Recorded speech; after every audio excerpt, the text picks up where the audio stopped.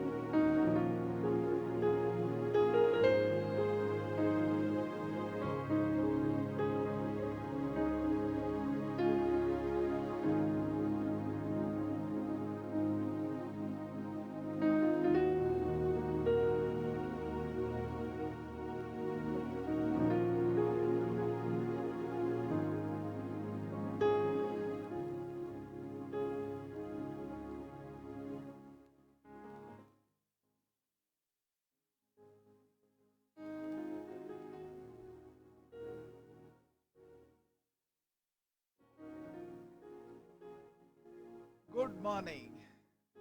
ಯೇಸು ಕ್ರಿಸ್ತನ ಹೆಸರಿನಲ್ಲಿ ತಿರುಗನ್ ಸಾರಿ ನಾನು ನಮ್ಮ ಈ ಆನ್ಲೈನ್ ಬೈಬಲ್ ಸ್ಟಡಿಗೆ ನಿಮ್ಮೆಲ್ಲರನ್ನ ಸ್ವಾಗತಿಸ್ತೇನೆ. ನಾವು ಪರಿಶುದ್ಧಾತ್ಮನ ವಿಷಯವಾದಂಥ ಅಧ್ಯಯನವನ್ನ ಬೈಬಲ್ ಆಧಾರಿತವಾಗಿ ಮಾಡ್ತಾ ಇದ್ದೇವೆ.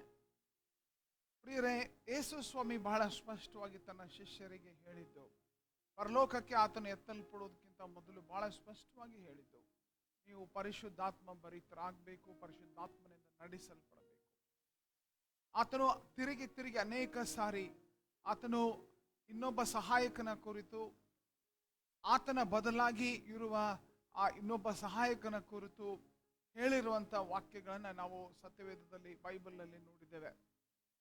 ಈ ದಿವಸ ನಾವು ಈ ಒಂದು ದಿನದ ಅಧ್ಯಯನವನ್ನು ನಾವು ಆರಂಭಿಸುವಂತೆ ಈಗಾಗಲೇ ನಾವು ಬಹಳ ಮಹತ್ವದ 3 ಸಂಗತಿಗಳನ್ನು ಅಭ್ಯಾಸ ಮಾಡಿದ್ದೇವೆ. ಪರಿಶುದ್ಧಾತ್ಮನು ಯಾರು, ಪರಿಶುದ್ಧಾತ್ಮನ ಆ ಒಂದು ವ್ಯಕ್ತಿತ್ವ ಹೇಗೆ, ಮತ್ತು ಪರಿಶುದ್ಧಾತ್ಮನಿಗೆ ಇರುವ ಹೆಸರುಗಳು. ಇದನ್ನ ನಾವು ಈಗಾಗಲೇ ಅಭ್ಯಾಸ ಮಾಡಿದ್ದೇವೆ. ಸೊ ಈ ದಿವಸ ನಾವು ಪರಿಶುದ್ಧಾತ್ಮನಿಗೆ ಸಂಬಂಧಪಟ್ಟಂತ ಮಹತ್ವದ ಇನ್ನೂ ಕೆಲವು ಸಂಗತಿಗಳನ್ನು ನಾವು ನೋಡಲಿಕ್ಕೆ ಹೋಗ್ಲಿಕ್ಕಿದೆ. ನೀವು ದಯಮಾಡಿ ಈ ಒಂದು ಅಧ್ಯಯನದಲ್ಲಿ ಭಾಗವಹಿಸ್ತಾ ಇರುವಂತೆ ಪೆನ್, ನೋಟ್ ಬುಕ್ ಅದೆಲ್ಲ ನಿಮ್ಮ ಕಡೆ ಇದೆ ಅಂತ ನಾನು ನೆನೆಸ್ತೇನೆ. ಅನೇಕ ಸಾರಿ ನಾನು ಅವಸರದಿಂದ ಟೈಮ್ ಸಮಸ್ಯೆ ಇರೋದ್ರಿಂದ ನಾನು ವಾಕ್ಯ ವಚನಗಳನ್ನು ಹೇಳ್ತಾ ಹೋಗ್ಬಹುದು. ಅದನ್ನು ನೀವು ಬರೆದಿಟ್ಕೊಂಡು ಆಮೇಲೆ ನೀವು ಚೆಕ್ ಮಾಡ್ರಿ. ಅದನ್ನು ಓಕೆ, ಚೆಕ್ ಮಾಡಿ ವಚನದಲ್ಲಿ ಹಾಗಿದೆಯೋ ಇಲ್ವೋ, ಅಥವಾ ಒಂದು ವೇಳೆ ಏನಾದರೂ ತಪ್ಪಾದ ವಚನ ಪ್ರಸ್ತಾಪಿಸಿದ್ರೆ ಅದನ್ನು ತಿಳಿಸ್ರಿ, ನಾವು ಸರಿಪಡಿಸ್ಕೊಳ್ಳೋದಕ್ಕೂ ಕೂಡ ಆಗ್ಬಹುದು. ಆದರೆ ಅಪೇಕ್ಷೆ ಏನಪ್ಪ ಅಂತಂದ್ರೆ ಕೂಡಿ ಅಭ್ಯಾಸ ಮಾಡೋಣ. ನಾನು ಕಲಿಸುವಂಥದ್ದು ಅಥವಾ ಬೋಧಿಸುವಂಥದ್ದು ನೀವು ಕೇವಲ ವೀಕ್ಷಕರಾಗಿ ಕೂತ್ಕೊಳ್ಳುವಂಥದ್ದು ಆಗಬಾರ್ದು. ಜೊತೆಯಾಗಿ ಅಭ್ಯಾಸ ಮಾಡೋಣ. ಮತ್ತು ಈ ಒಂದು ಅಧ್ಯಯನ ನಿಮಗೆ ಆಶೀರ್ವಾದ ಉಂಟು ಮಾಡ್ತಾ ಇದೆ ಎಂಬುದಾಗಿದ್ದರೆ, ಮತ್ತು ಈ ಆಶೀರ್ವಾದ ಮತ್ತೊಬ್ಬರಿಗೆ ತಲುಪಬೇಕೆಂಬುದಾಗಿದ್ದರೆ ದಯಮಾಡಿ ಇದನ್ನು ನೀವು ಶೇರ್ ಮಾಡುವಂಥದ್ದನ್ನು ಕೂಡ ನಾನು ನಿಮಗೆ ರಿಕ್ವೆಸ್ಟ್ ಮಾಡ್ತೇನೆ. ಈ ದಿವಸದ ಅಧ್ಯಯನದ ವಿಷಯ ಆತ್ಮಭರಿತ ಜೀವಿತದ ಒಂದು ಅರ್ಹತೆಗಳೇನು ಮತ್ತು ಆತ್ಮಭರಿತ ಜೀವಿತದ ಲಾಭವೇನು, ಪರಿಶುದ್ಧಾತ್ಮ ಭರಿತರಾಗಿ ನಾವು ಜೀವಿಸುವಾಗ ಅದರಿಂದ ಉಂಟಾಗುವಂಥ ಲಾಭ, ಆಶೀರ್ವಾದಗಳು ಏನು ಎಂಬುವಂಥ ಆ ಒಂದು ವಿಷಯದಡಿ ನಾವು ಅಭ್ಯಾಸ ಮಾಡಲಿಕ್ಕಿದೆ. ಸೊ ಅದನ್ನು ನಾನು ಇಲ್ಲಿ ಆ ಟೈಟಲನ್ನು ಹೇಳಿರ್ತೇನೆ, ಆತ್ಮ ಭರಿತ ಜೀವಿತದ ಲಾಭ ಮತ್ತು ಆಶೀರ್ವಾದಗಳು. ಸೊ ಇದರಲ್ಲಿ ಈ ವಿಷಯವನ್ನು ನಾವು ಗಮನಿಸುವಾಗ ಮೊದಲನೇದಾಗಿ ಆತ್ಮಭರಿತ ಜೀವಿತ ಎಂಬುದರ ಫಸ್ಟ್ ಬಹಳ ಮುಖ್ಯವಾಗಿ ನಾವು ನೋಡಬೇಕಾಗಿರುವುದು ಅರ್ಥ. ಓಕೆ, ಅರ್ಥವೇನು? ನಾವು ಈ ಶಬ್ದ ಉಪಯೋಗಿಸುವ ಆತ್ಮಭರಿತರು, ಆತ್ಮಭರಿತ ಜೀವಿತ ಎಂಬುದಾಗೆಲ್ಲ ನಾವು ಬೈಬಲ್ನಲ್ಲಿ ಆ ವಿಷಯವಾಗಿ ನಾವು ಮಾತನಾಡುವಾಗ ಅದರ ಅರ್ಥವೇನು, ಅದರ ಮೀನಿಂಗ್ ಏನು, ಅದನ್ನು ನಾವು ಯೋಚಿಸುವಂಥದ್ದು ಬಹಳ ಮುಖ್ಯ. ಸೊ ಇದು ವಿಶೇಷವಾಗಿ ನಾವು ಸ್ವಲ್ಪ ವಿವರವಾಗಿ ನಾವು ನೋಡಲಿಕ್ಕೆ ಹೋಗೋಣ. ಮತ್ತು ಆತ್ಮಭರಿತ ಜೀವಿತದ ಆಶೀರ್ವಾದ ಅಥವಾ ಆಶೀರ್ವಾದ ಅದನ್ನು ನಾವು ನೋಡ್ಲಿಕ್ಕಿದ್ದೇವೆ. ಆಶೀರ್ವಾದ, ಲಾಭ ಇದನ್ನು ನಾವು ನೋಡ್ಲಿಕ್ಕಿದ್ದೇವೆ. ಮೂರನೆಯದಾಗಿ ಆತ್ಮಭರಿತ ಜೀವಿತದ ಒಂದು ವೇಳೆ ಅರ್ಹತೆ.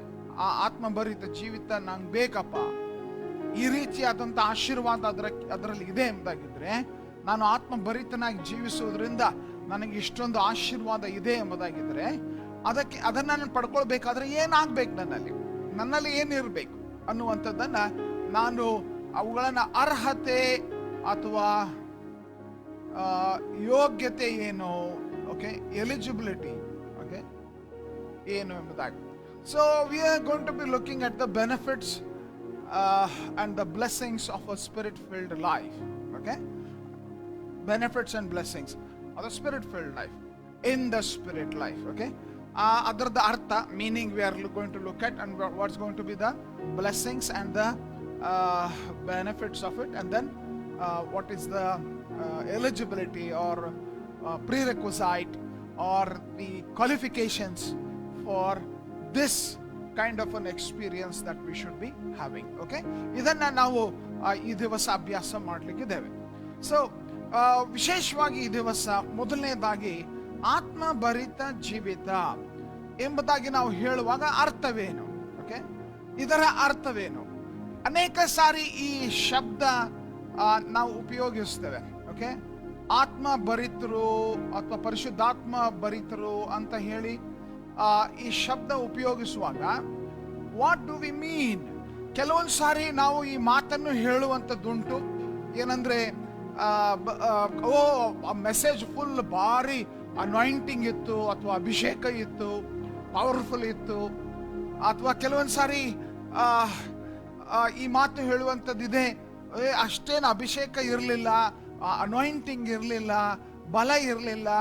ಈ ಶಬ್ದಗಳನ್ನು ನಾವು ಅನೇಕ ಸಾರಿ ಉಪಯೋಗಿಸ್ತೇವೆ.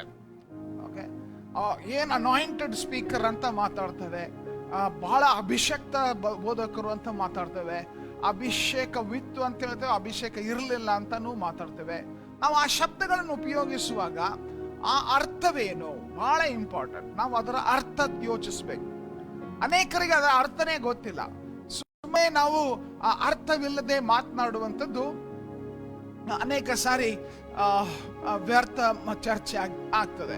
ಸೊ ನಾವು ಈ ಮಾತುಗಳನ್ನು ವಿಶೇಷವಾಗಿ ಈ ಆತ್ಮನಲ್ಲಿ ಒಂದು ವಾಕ್ಯ ಎಂಬುದಾಗೆಲ್ಲ ಹೇಳುವಾಗ ಅರ್ಥ ಏನು ಅಂತ ಕೇಳ್ರಿ. ಕೆಲವೊಂದ್ಸಾರಿ ಇದೆಲ್ಲ ಮಾತಾಡ್ತಾರೆ, ಬಹಳ ಅಭಿಷೇಕ ಇತ್ತು, ಬಹಳ ಬಲ ಇತ್ತು, ಬಹಳ ಶಕ್ತಿ ಇತ್ತು ಅಂದ್ರೆ ಏನ್ರಿ ಅರ್ಥ?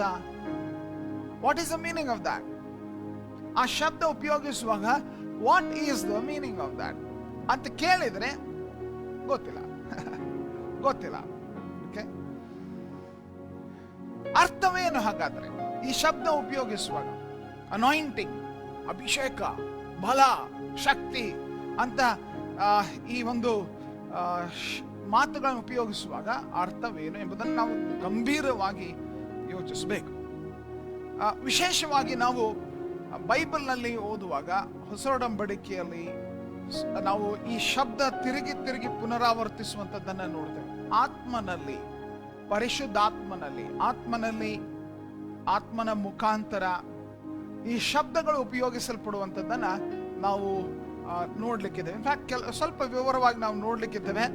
ಸೊ ಈ ಒಂದು ಇಂಗ್ಲಿಷ್ನಲ್ಲಿ ಈ ಶಬ್ದ ಇನ್ the spirit, this word in the New Testament the term is in the spirit. Okay, ಅಥವಾ by the spirit, ಆತ್ಮನಿಂದ, ಆತ್ಮನ ಮುಖಾಂತರ, ಪರಿಶುದ್ಧಾತ್ಮನ ಮುಖಾಂತರ, ಆತ್ಮನಿಂದ ಎಂಬುವಂತ ಆ ಶಬ್ದ ಉಪಯೋಗಿಸಲ್ಪಡುವಂಥದ್ದನ್ನು ನೋಡ್ತೇವೆ. ನಾವು ಈ ದಿವಸಗಳಲ್ಲಿ ಅನಾಯಿಂಟಿಂಗ್ ಅಂತ ಏನು ಯೂಸ್ ಮಾಡ್ತೇವೆ, ಆ ರೀತಿಯಾಗಿ ಹೊಸ ಒಡಂಬಡಿಕೆಯಲ್ಲಿ ಆತ್ಮನಲ್ಲಿ ಅನ್ನುವ ಈ ಶಬ್ದ, ಓಕೆ, ಆತ್ಮನಲ್ಲಿ,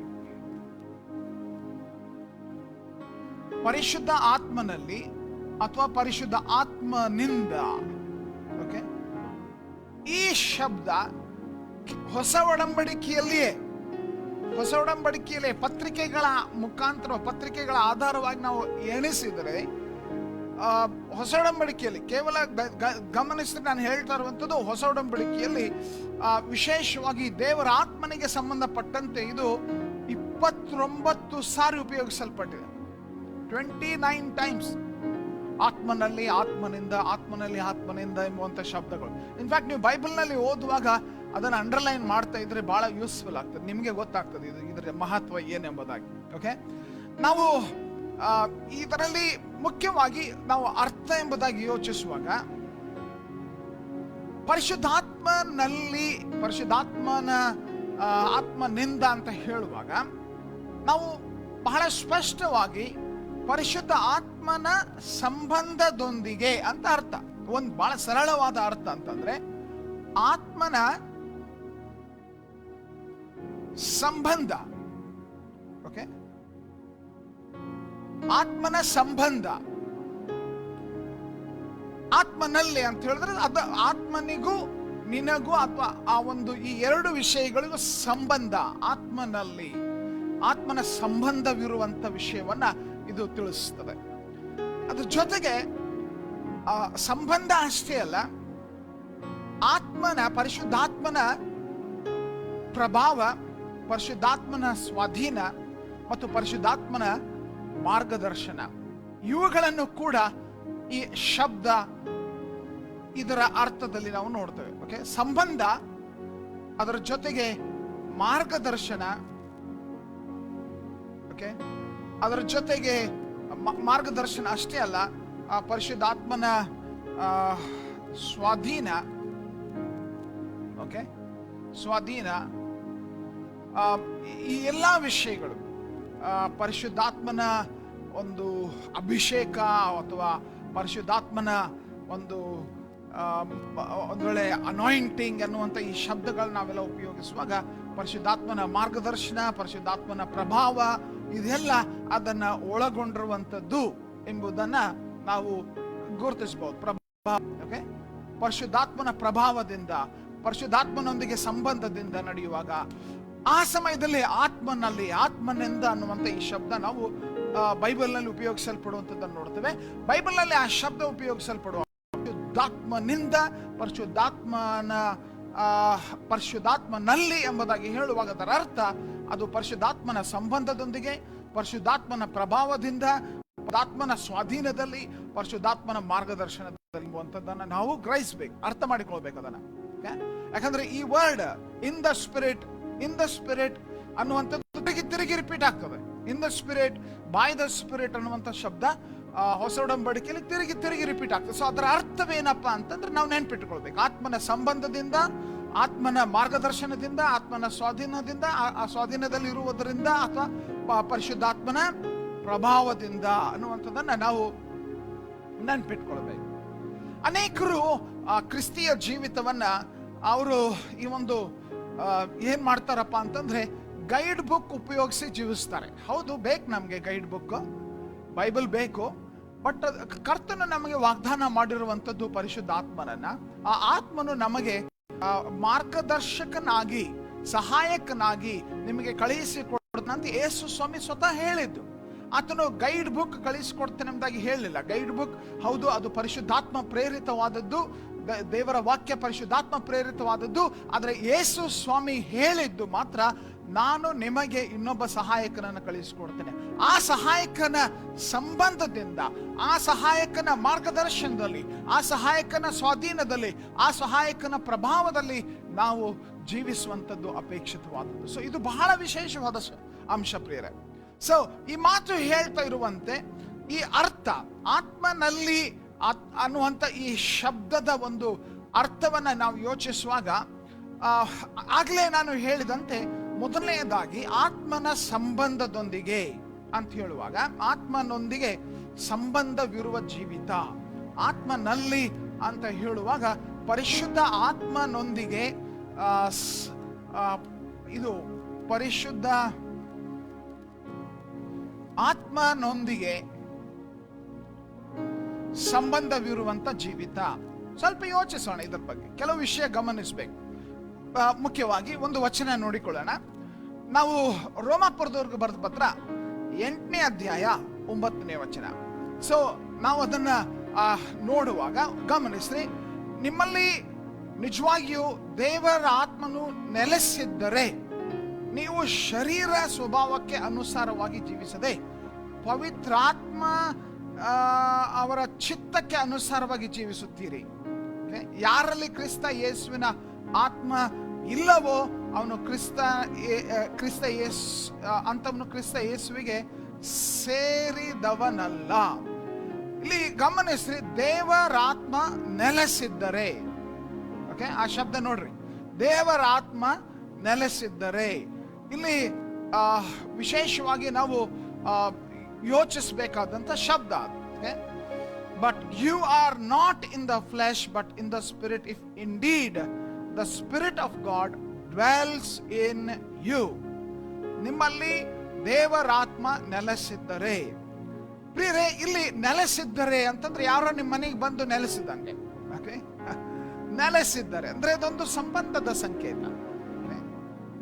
ಒಂದು ಸಂಬಂಧವನ್ನ ಬೈಬಲ್ ಸೂಚಿಸ್ತಾ ಇದೆ. ಇದು ಪರಿಶುದ್ಧಾತ್ಮನು ನಮ್ಮೊಳಗೆ ಬಂದು ನೆಲೆಸಿರುವಂತ ವಿಷಯವನ್ನ ಸೂಚಿಸ್ತದೆ. ನಾವು ಈ ಒಂದು ಸಂಬಂಧದ ವಿಷಯವಾಗಿ, ಆತ್ಮಿಕ ಸಂಬಂಧದ ವಿಷಯವಾಗಿ ನಾವು ವಿಶೇಷವಾಗಿ ಇದನ್ನ ಯೋಹಾನನ ಸುವಾರ್ತೆಯಲ್ಲಿ ಓದುವಾಗ 3ನೇ ಅಧ್ಯಾಯದಲ್ಲಿ ನಾವು ಗಮನಿಸ್ತೇವೆ. ಯೇಸು ಸ್ವಾಮಿ ಆ ನಿಕೋದೇಮನೊಂದಿಗೆ ಮಾತನಾಡ್ತಾ ಇದ್ದಾಗ ಹೇಳಿದಂತ ಮಾತು, ನೀನು ಹೊಸದಾಗಿ ಹುಟ್ಟದಿದ್ದರೆ. ಅದರ ಅರ್ಥ ಇನ್ಫ್ಯಾಕ್ಟ್ ನಾವು ನೋಡುವಾಗ ಆತ್ಮನಲ್ಲಿ ಅನ್ನುವಂಥ ಶಬ್ದ, ಬೆಂಕಿ ಆತ್ಮನಲ್ಲಿ ಅನ್ನುವಂಥ ಆ ಆತ್ಮನಲ್ಲಿ ಅನ್ನುವಂಥ ಶಬ್ದ ಅದನ್ನ ಸೂಚಿಸುವಂತೆ ಸಂಬಂಧ. ಸಂಬಂಧ ಈ ಶಬ್ದ ಯೋಚಿಸಬೇಕಾದಂಥದ್ದು. ವಿಶೇಷವಾಗಿ ಈ ಒಂದು ವಿಷಯಕ್ಕೆ ಸಂಬಂಧಪಟ್ಟಂತೆ ಆ ಪರಿಶುದ್ಧ ಆತ್ಮನೊಂದಿಗೆ ಸಂಬಂಧ ಅಂತ ನಾವು ಯೋಚಿಸುವಾಗ, ನೀನು ರಕ್ಷಣೆ ಹೊಂದುವಾಗ ಆ ಆತ್ಮನ ಸಂಬಂಧದಿಂದಾಗಿಯೇ ರಕ್ಷಣೆ ಹೊಂದಿದ್ದಿ. ನೀನು ಒಂದ್ ವೇಳೆ ವಿಶ್ವಾಸಿಯಾಗಿ ಕ್ರಿಸ್ತಿಯ ಜೀವಿತ ಜೀವಿಸ್ತಾ ಇದ್ರೆ ಅದು ಪರಿಶುದ್ಧಾತ್ಮನ ಸಂಬಂಧದಿಂದಾಗಿಯೇ ನೀನು ಜೀವಿಸ್ತಾ ಇದ್ದೆ. ಆತನು ನಿನ್ನಲ್ಲಿ ಆ ಸಂಬಂಧ ಇಟ್ಟುಕೊಂಡು ನೆಲೆಸಿರುವುದರಿಂದ ನೀನು ಆ ಒಂದು ಸ್ಥಿತಿಯಲ್ಲಿ ಇದ್ದಿ ಎಂಬುದನ್ನ ನೀನು ನೆನ್ಪಿಟ್ಕೊಳ್ಬೇಕು, ವಿಶೇಷವಾಗಿ ಗಮನಿಸಬೇಕು. ಓಕೆ, ಈ ರೀತಿಯಾಗಿ ನೋಡುವಾಗ ವಿಶ್ವಾಸಿಗಳೆಲ್ಲ ನಾವು ಈ ಸಂಬಂಧ ಹೊಂದಿರುವಂತವರಾಗಿದ್ದೇವೆ. ಓಕೆ, ಇದಕ್ಕೆ ಅನೇಕ ರೀತಿಯಾದ ಬೇರೆ ಬೇರೆ ಆಧಾರಗಳನ್ನು ಕೂಡ ನಾವು ಕೊಡಬಹುದು. ಎರಡನೆಯದಾಗಿ ಇಲ್ಲಿ ಮಾರ್ಗದರ್ಶನ, ಸ್ವಾಧೀನ ಮತ್ತು ಪ್ರಭಾವ ಅಂತ ಹೇಳುದು. ಪರಿಶುದ್ಧಾತ್ಮನಲ್ಲಿ ಅಂತ ಹೇಳುವಾಗ ಅದರ ಅರ್ಥ ಮಾರ್ಗದರ್ಶನ, ಸ್ವಾಧೀನ ಮತ್ತು ಪ್ರಭಾವ. ಪರಿಶುದ್ಧಾತ್ಮನ ಮಾರ್ಗದರ್ಶನ, ಪರಿಶುದ್ಧಾತ್ಮನ ಸ್ವಾಧೀನ ಮತ್ತು ಪರಿಶುದ್ಧಾತ್ಮನ ಒಂದು ಪ್ರಭಾವ ಅನ್ನುವಂಥ ಈ ಶಬ್ದ, ಇದು ನಾವು ಹೇಳುವಂಥದ್ದು ಏನಂದ್ರೆ ಪರಿಶುದ್ಧಾತ್ಮನ ಒಂದು ಮಾರ್ಗದರ್ಶನಕ್ಕೆ, ಸ್ವಾಧೀನಕ್ಕೆ ನಾವು ಒಳಪಡುವಂಥದ್ದು. To be under the influence, control or guidance of the Holy Spirit. ಇದು ವಿಶೇಷವಾಗಿ ಈ ಒಂದು ಅಂಶ ನಾವು ಬಹಳ ವಿವರವಾಗಿ ನೋಡ್ಲಿಕ್ಕಿದ್ದೇವೆ. ಸಾಧ್ಯವಾದಷ್ಟು ನಾವು ಈ ವಿಷಯವನ್ನ ಈ ಅಧ್ಯಯನದಲ್ಲಿ, ಇದು 14 ಟಾಪಿಕ್ಸ್ಗಳ ಅಧ್ಯಯನ ನಾವು ಮಾಡ್ತಾ ಇದ್ದೇವೆ ಪರಿಶುದ್ಧಾತ್ಮನಿಗೆ ಸಂಬಂಧಪಟ್ಟಂತೆ. ಅದರಲ್ಲಿ ವಿಶೇಷವಾಗಿ ಈ ಶಬ್ದ ಪರಿಶುದ್ಧಾತ್ಮನ ಮಾರ್ಗದರ್ಶನ, ಪರಿಶುದ್ಧಾತ್ಮನ ಪ್ರಭಾವ, ಪರಿಶುದ್ಧಾತ್ಮನ ಸ್ವಾಧೀನದಲ್ಲಿ ಇರುವಂತದರ ಕುರಿತು ವಿವರವಾಗಿ ಈ ಅಧ್ಯಯನಗಳಲ್ಲಿ ನಾವು ಯೋಚಿಸಲಿಕ್ಕಿದ್ದೇವೆ. ಸೊ ಸ್ವಲ್ಪ ಸಂಕ್ಷಿಪ್ತವಾಗಿ ಆರಂಭಿಕವಾಗಿ ಪರಿಚಯಿಸುವುದಕ್ಕಾಗಿ ನಾನು ಇಲ್ಲಿ ಪ್ರಸ್ತಾಪಿಸ್ತಾ ಇದ್ದೇನೆ. ಈ ಶಬ್ದ, ಈ ಮಾತು, ಆತನ ಪ್ರಭಾವ, ಮಾರ್ಗದರ್ಶನ ಎನ್ನುವಂಥ ಈ ಶಬ್ದ, ಮಾತು, influence, guidance and control of the Holy Spirit ಅನ್ನುವಂಥದ್ದು ಸುಮಾರು 20 ಸಾರಿ ಬೈಬಲ್ನಲ್ಲಿ ಉಪಯೋಗಿಸಲ್ಪಟ್ಟಿದೆ. ಓಕೆ, 20 ಸಾರಿ ಆ ಅಂಶ ಉಪಯೋಗಿಸಲ್ಪಟ್ಟಿದೆ. ಸೊ ನಾವು ಪರಿಶುದ್ಧಾತ್ಮನ ಪ್ರಭಾವ, ಪರಿಶುದ್ಧಾತ್ಮನ ಒಂದು ಸ್ವಾಧೀನ ಅಂತ ನಾವು ಹೇಳುವಾಗ ಏನ ಅರ್ಥ ಸ್ವಲ್ಪ ನಾವು ಯೋಚಿಸಬೇಕು. ಓಕೆ, ಇದಕ್ಕೆ 1 ಕೊರಿಂಥ 14ನೇ ಅಧ್ಯಾಯ 2ನೇ ವಚನ ನಾವು ನೋಡಿಕೊಳ್ಳೋಣ. ಓಕೆ, 1 ಕೊರಿಂಥ 14ನೇ ಅಧ್ಯಾಯ ಅದರ 2ನೇ ವಚನ, ಪರಿಶುದ್ಧಾತ್ಮನ ಮಾರ್ಗದರ್ಶನ, ಪರಿಶುದ್ಧಾತ್ಮನ ಸ್ವಾಧೀನ, ಪರಿಶುದ್ಧಾತ್ಮನ ಪ್ರಭಾವ ಅನ್ನುವಂಥ ಈ ಶಬ್ದ, ಅದರ ಅರ್ಥ ನಾವು ನೋಡ್ತಾ ಇರುವಾಗ ಅಲ್ಲಿ ಗಮನಿಸ್ರಿ, 1 ಕೊರಿಂಥ 14ನೇ ಅಧ್ಯಾಯ 2ನೇ ವಚನ ಹೇಳ್ತದೆ. ಅಲ್ಲಿ ನಾವು ನೋಡುವಾಗ ಯಾವ ವ್ಯಕ್ತಿ ಅನ್ಯ ಭಾಷೆಯಲ್ಲಿ ಮಾತನಾಡ್ತಾನೋ ದೇವರ ಸಂಗಡ ಹೊರತು ಮನುಷ್ಯರ ಸಂಗಡ ಮಾತನಾಡುವುದಿಲ್ಲ. ಅವನು ಆತ್ಮನಲ್ಲಿದ್ದು, ಗಮನಿಸ್ತೀರಾ, ಅವನು ಆತ್ಮನಲ್ಲಿದ್ದು ಏನ್ ಮಾಡ್ತಾನಂತೆ? ಅವನು ಆತ್ಮನಲ್ಲಿದ್ದು ರಹಸ್ಯಗಳನ್ನು ನುಡಿಯುತ್ತಿದ್ದರೂ ಯಾರು ಏನಂತೆ ಅವನನ್ನ ತಿಳ್ಕೊಳ್ಳುವುದಿಲ್ಲ. ಪರಿಶುದ್ಧಾತ್ಮನ ಒಂದು ಬಲದಲ್ಲಿ ಅನ್ಯ ಭಾಷೆಗಳನ್ನ ಮಾತನಾಡುವಾಗ, ಆ ಒಂದು ಪರಿಶುದ್ಧಾತ್ಮನ ನಿಮಿತ್ತದಿಂದ ಆ ಒಂದು ಅನ್ಯ ಭಾಷೆಗಳಲ್ಲಿ ಮಾತನಾಡುವಾಗ ಇಲ್ಲಿ ಬಹಳ ಸ್ಪಷ್ಟವಾಗಿ ಹೇಳ್ತದೆ. ಏನಂದ್ರೆ ಅವನು ಮಾತನಾಡ್ತಾ ಇರುವಂಥದ್ದು, ಅವನು ಮಾತನಾಡ್ತಾ ಇರುವಂಥದ್ದನ್ನ ಆತ್ಮನ ಸ್ವಾಧೀನದಲ್ಲಿ, ಆತ್ಮ ಪ್ರೇರಿತನಾಗಿ ಅನ್ನುವಂಥದ್ದನ್ನು ನಾವು ನೋಡ್ತೇವೆ. ತಿರುಗಿ ಆ ವಚನ ನೋಡೋಣ ಅಲ್ಲಿ ಡಿಸ್ಪ್ಲೇದಲ್ಲಿ ನಾವು ನೋಡುವಾಗ.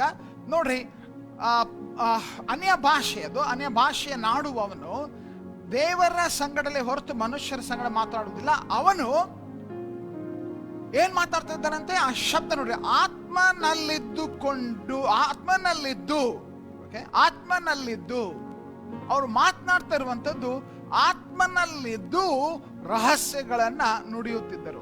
ಆತ್ಮನಲ್ಲಿದ್ದು, ಇಂಗ್ಲಿಷ್ನಲ್ಲಿ ನೀವು ನೋಡುವಾಗ ಅದು ವಿಶೇಷವಾಗಿ does not speak to people but to God, indeed no one understands them, they are mysteries by the spirit. Okay, by the spirit. ಆತ್ಮನಲ್ಲಿದ್ದು ಅನ್ಯ ಭಾಷೆ ಮಾತನಾಡ್ತಾ ಇರುವಂತ ವ್ಯಕ್ತಿ ಮನುಷ್ಯ ಜ್ಞಾನದಿಂದಲ್ಲ, ಆದರೆ ಪರಿಶುದ್ಧ ಆತ್ಮನಿಂದ, ಬೈ ದ ಸ್ಪಿರಿಟ್. ಇಂಗ್ಲಿಷ್ನಲ್ಲಿ ಆ ವರ್ಡ್ ಉಪಯೋಗಿಸಿದ್ದು ಬೈ ದ ಸ್ಪಿರಿಟ್. ಓಕೆ, ಇದು ಆತ್ಮನಲ್ಲಿದ್ದು. ಓಕೆ, ಆ ಶಬ್ದ ಉಪಯೋಗಿಸಲ್ಪಡ್ತದೆ, ಆತ್ಮನಲ್ಲಿದ್ದು. ಸೊ ನಾವು ಅದೇ ರೀತಿಯಾದಂಥ ಒಂದು ಅಂಶವನ್ನ ಬಹಳ ಸ್ಪಷ್ಟ, ಅನ್ಯ ಭಾಷೆ ಮಾತನಾಡ್ತಾ ಇರುವಂತವನು ತನ್ನ ಬುದ್ಧಿ ಶಕ್ತಿಯಿಂದ ಅಲ್ಲ, ಆದರೆ ಪರಿಶುದ್ಧಾತ್ಮನಲ್ಲಿದ್ದು ಮಾತನಾಡ್ತಾನೆ. ತನ್ನ ಸಾಮರ್ಥ್ಯವನ್ನು ಉಪಯೋಗಿಸಿ, ತನ್ನ ಜ್ಞಾನವನ್ನು ಉಪಯೋಗಿಸಿ ಅಲ್ಲ, ಆದರೆ ಪರಿಶುದ್ಧಾತ್ಮನ ಒಂದು ಆತ್ಮನಲ್ಲಿದ್ದು ಸಂಬಂಧದಲ್ಲಿ ಇದ್ದು ಆತನು ಮಾತನಾಡ್ತಾನೆ ಎಂಬುದಾಗಿ. ಪ್ರಕಟಣೆ ಪುಸ್ತಕ 1ನೇ ಅಧ್ಯಾಯ 10ನೇ ವಚನ ನೋಡುವಾಗ ಅಲ್ಲಿ ಅಪೊಸ್ತಲನಾದ ಯೋಹಾನನು ಇನ್ನೊಂದು ಶಬ್ದ ಉಪಯೋಗಿಸ್ತಾನೆ. ಪರಿಶುದ್ಧ ಆತ್ಮನ ವಶದಲ್ಲಿ ಇರುವಂತರ ಕುರಿತು ಮಾತನಾಡ್ತಾನೆ. ನೋಡ್ರಿ, ಅಲ್ಲಿ ನಾನು ಕರ್ತನ ದಿನದಲ್ಲಿ ಆತ್ಮನ ವಶದಲ್ಲಿದ್ದಾಗ, ಗಮನಿಸ್ತೀರಾ ಆ ಶಬ್ದ? ಆತ್ಮನ ವಶದಲ್ಲಿದ್ದಾಗ. Okay, I was in the spirit. ಆತ್ಮನ ವಶದಲ್ಲಿದ್ದಾಗ, ಪರಿಶುದ್ಧಾತ್ಮನ ವಶದಲ್ಲಿ ಇರಬಹುದು. ಓಕೆ, ಪರಿಶುದ್ಧಾತ್ಮನ ವಶದಲ್ಲಿ ನಾವು ಜೀವಿಸಬಹುದು. ಅಪೊಸ್ತಲ ಕೃತ್ಯ 18ನೇ ಅಧ್ಯಾಯ 5ನೇ ವಚನ ನೋಡ್ರಿ, ಅಲ್ಲಿ ಇನ್ನೊಂದು ಶಬ್ದ, ವಿಶೇಷವಾಗಿ ಇಂಗ್ಲಿಷ್ನಲ್ಲಿ ಮಾತ್ರ ಅದು ನಾವು ಗಮನಿಸ್ತೇವೆ. ಅಪೊಸ್ತಲ ಕೃತ್ಯ 18ನೇ ಅಧ್ಯಾಯ 5ನೇ ವಚನದಲ್ಲಿ ಸೀಲ, ತಿಮೋತಿಯ, ಮಕೆದೋನ್ಯ ಬಂದಾಗ ಪೌಲನು ಆತ್ಮದಲ್ಲಿ ಒತ್ತಾಯ ಮಾಡಲ್ಪಟ್ಟು, ಇಂಗ್ಲಿಷ್ನಲ್ಲಿ Paul devoted himself exclusively to preaching, testifying ಎಂಬ ಇಂಗ್ಲಿಷ್ನಲ್ಲಿ ಮಿಸ್ಸಿಂಗ್ ಇದೆ. ಬಟ್ ಇನ್ನೊಂದು ಭಾಷಾಂತರ ನೀವು ಗಮನಿಸುವುದಾಗಿದ್ರೆ ಪೌಲನು ಆತ್ಮದಲ್ಲಿ ಒತ್ತಾಯ ಮಾಡಲ್ಪಟ್ಟವನಾಗಿ, ಓಕೆ, ಕಾರ್ಯ ಮಾಡುವಂಥದ್ದು ಆತ್ಮದಲ್ಲಿ, ಪರಿಶುದ್ಧಾತ್ಮನಲ್ಲಿ. ಓಕೆ, ಅಪೊಸ್ತಲರ ಕೃತ್ಯ 20ನೇ ಅಧ್ಯಾಯ 22ನೇ ವಚನ ನೋಡ್ರಿ. ಆ ಅಪೊಸ್ತಲರ ಕೃತ್ಯ 20ನೇ ಅಧ್ಯಾಯ 22ನೇ ವಚನದಲ್ಲಿ ಪರಿಶುದ್ಧಾತ್ಮನಿಂದ ನಿರ್ಬಂಧಿಸಲ್ಪಡುವಂಥದ್ದು. ಓಕೆ, ಆತ್ಮನಿಂದ ನಿರ್ಬಂಧಿಸಲ್ಪಡುವಂಥದ್ದು. ಕಂಪೆಲ್ಡ್, ಒತ್ತಾಯಿಸಲ್ಪಡುವಂತ ಸ್ಥಿತಿ. ವಿಶೇಷವಾದ ಶಬ್ದ ಅದು, ಆತ್ಮನ ನಿರ್ಬಂಧ. ಈ ಪ್ರಕಟಣೆ ಪುಸ್ತಕ 4ನೇ ಅಧ್ಯಾಯದ ಒಂದು ಮೊದಲಿನ 2 ವಚನ ಓದುವಾಗ ಅಲ್ಲಿಯೂ ಗಮನಿಸ್ತೇವೆ. ಇದಾದ ಮೇಲೆ ನಾನು ನೋಡಿದಾಗ, ಈಗೋ ಪರಲೋಕದಲ್ಲಿ ತೆರೆದಿದ್ದ ಬಾಗಿಲು ಕಾಣಿಸಿತು. ನನ್ನ ಸಂಗಡ ತುತ್ತೂರಿ ಮಾತನಾಡುತ್ತದೋ ಎಂಬಂತೆ ನಾನು ಮುಂದೆ ಆಗತಕ್ಕವುಗಳನ್ನ ನಾನು ನಿನಗೆ ತೋರಿಸುವೆನೆಂಬುದಾಗಿ ಹೇಳಿರುವಂಥದ್ದು. ಕೂಡಲೇ ನಾನು ಆತ್ಮ ವಶನಾದೆನು, ಪರಿಶುದ್ಧಾತ್ಮನ ವಶನಾದೆನು. ಬಹಳ ಸ್ಪಷ್ಟವಾದ ಶಬ್ದ, ಪರಿಶುದ್ಧಾತ್ಮನ ವಶನಾದೆನು. ಓಕೆ, ಈ ಒಂದು ಅಂಶ ಆತ್ಮನ ವಶ ಆದೆನು, ಆತ್ಮನಲ್ಲಿ ಅನ್ನುವಂಥ ಈ ಶಬ್ದ ಹೇಳುವಾಗ ಯೋಹಾನನ ಮೇಲೆ ಕ್ಷಣ ಮಾತ್ರದಲ್ಲಿ ಪರಿಶುದ್ಧಾತ್ಮನು ತುಂಬಿಕೊಳ್ಳುವಂತ, ಆವರಿಸಿಕೊಳ್ಳುವಂತ ಕಾರ್ಯ, ಆತನನ್ನ ತನ್ನ ಸ್ವಾಧೀನಕ್ಕೆ ತೆಗೆದುಕೊಳ್ಳುವಂತ ಕಾರ್ಯ. ಅಪೊಸ್ತಲ ಯೋಹಾನನಿದ್ದಾನೆ, ಬಟ್ ಅವನನ್ನ ಸಂಪೂರ್ಣವಾಗಿ ದೇವರಾತ್ಮನು ತನ್ನ ಸ್ವಾಧೀನಕ್ಕೆ ತೆಗೆದುಕೊಳ್ಳುವಂತ ಕಾರ್ಯದ ಕುರಿತು ನಾವು ಅಲ್ಲಿ ನೋಡ್ತೇವೆ. ಈ ಅಂಶ ಅಂದ್ರೆ ಅವನು ದೇವರ ಆತ್ಮನ ಒಂದು ಪ್ರಕಟಣೆ, ದೇವರ ಆತ್ಮನ ಒಂದು ಸತ್ಯಗಳು ಅದು ಸ್ಪಷ್ಟವಾಗಿ ಅವನಿಗೆ ಗೋಚರಿಸುವ ಹಾಗೆ, ತಿಳಿಯುವ ಹಾಗೆ ಸ್ಪಷ್ಟವಾಗಿ ಅವನ ಮನಸ್ಸನ್ನ ದೇವರು ತನ್ನ ಸ್ವಾಧೀನಕ್ಕೆ ತೆಗೆದುಕೊಂಡು ತಿಳಿಸ್ತಾ ಇದ್ದಾನೆ. ಅವನ ಮನಸ್ಸನ್ನ ಸ್ವಾಧೀನಕ್ಕೆ ತೆಗೆದುಕೊಂಡು ಅವನಿಗೆ ಸತ್ಯವನ್ನ ತಿಳಿಸ್ತಾ ಇದ್ದಾನೆ. ಇದು ಬಹಳ ವಿಶೇಷವಾದ ಶಬ್ದ ಪ್ರಿಯರೇ. ಈ ಅನುಭವ, ಈ ಆತ್ಮಿಕ ಅನುಭವದ ಕುರಿತು ನಾವು ತಿಳಿದಿದ್ದೇವ. ಪರಿಶುದ್ಧಾತ್ಮನ ವಶದಲ್ಲಿ, ಪರಿಶುದ್ಧಾತ್ಮನಿಂದ, ಪರಿಶುದ್ಧಾತ್ಮನ ಮುಖಾಂತರ, ಪರಿಶುದ್ಧಾತ್ಮನಲ್ಲಿ ಈ ಅಂಶ. ಇನ್ಫ್ಯಾಕ್ಟ್ ಪ್ರಕಟಣೆ 17ನೇ ಅಧ್ಯಾಯ 3ನೇ ವಚನದಲ್ಲಿಯೂ, ಪ್ರಕಟಣೆ 21ನೇ ಅಧ್ಯಾಯ 10ನೇ ವಚನದಲ್ಲಿ ಈ ವಿಷಯ ನಾವು ನೋಡ್ತೇವೆ. ಅದೇ ಶಬ್ದ, ಪವಿತ್ರಾತ್ಮನ ವಶದಲ್ಲಿ, ಪವಿತ್ರಾತ್ಮನ ವಶದಲ್ಲಿ ಅನ್ನುವ ಈ ಶಬ್ದ. ಓಕೆ, ಹಾಗೆ ಇನ್ನೊಂದು ಶಬ್ದ ನಾವು ನೋಡಬಹುದು, ಆತ್ಮನ ಮಾರ್ಗದರ್ಶನ. ವಶದಲ್ಲಿ ಅನ್ನುವಂಥದ್ದಷ್ಟೇ ಅಲ್ಲ, ಆತ್ಮನ ಎಂಬುದಾಗಿ.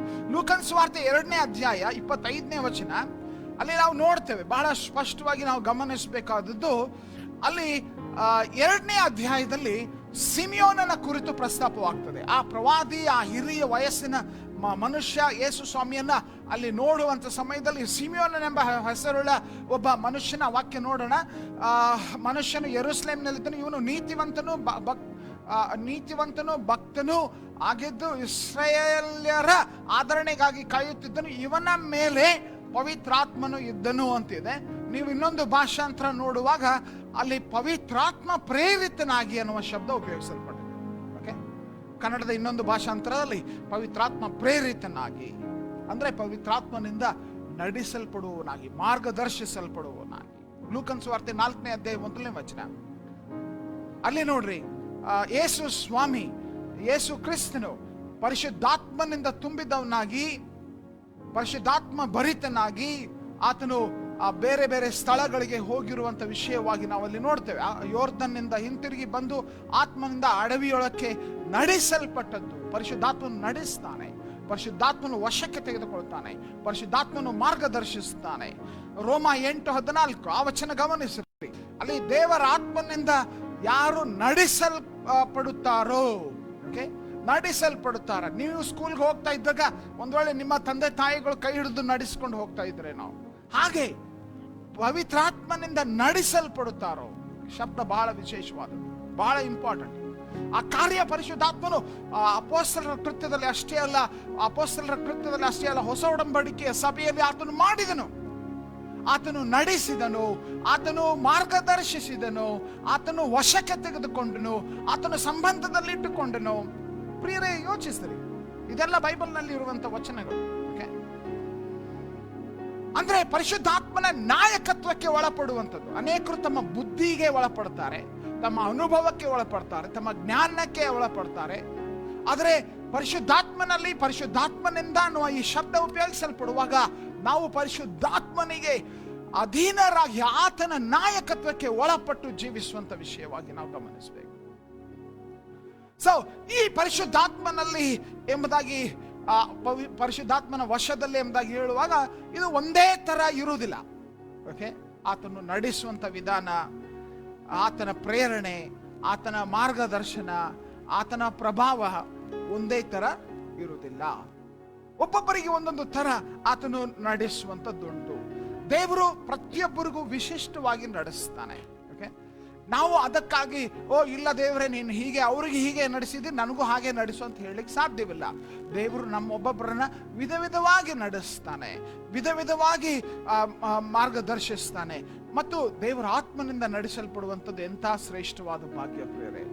ಪವಿತ್ರಾತ್ಮನಲ್ಲಿದ್ದು ಯೋಚಿಸ್ರಿ, ಆತನ ಮಾರ್ಗದರ್ಶನ, ಆತನ ಪ್ರಭಾವ, ವಾವ್, ಆತನ ನಡೆಸುವಿಕೆ, ಹೊಂದುವಂಥದ್ದು.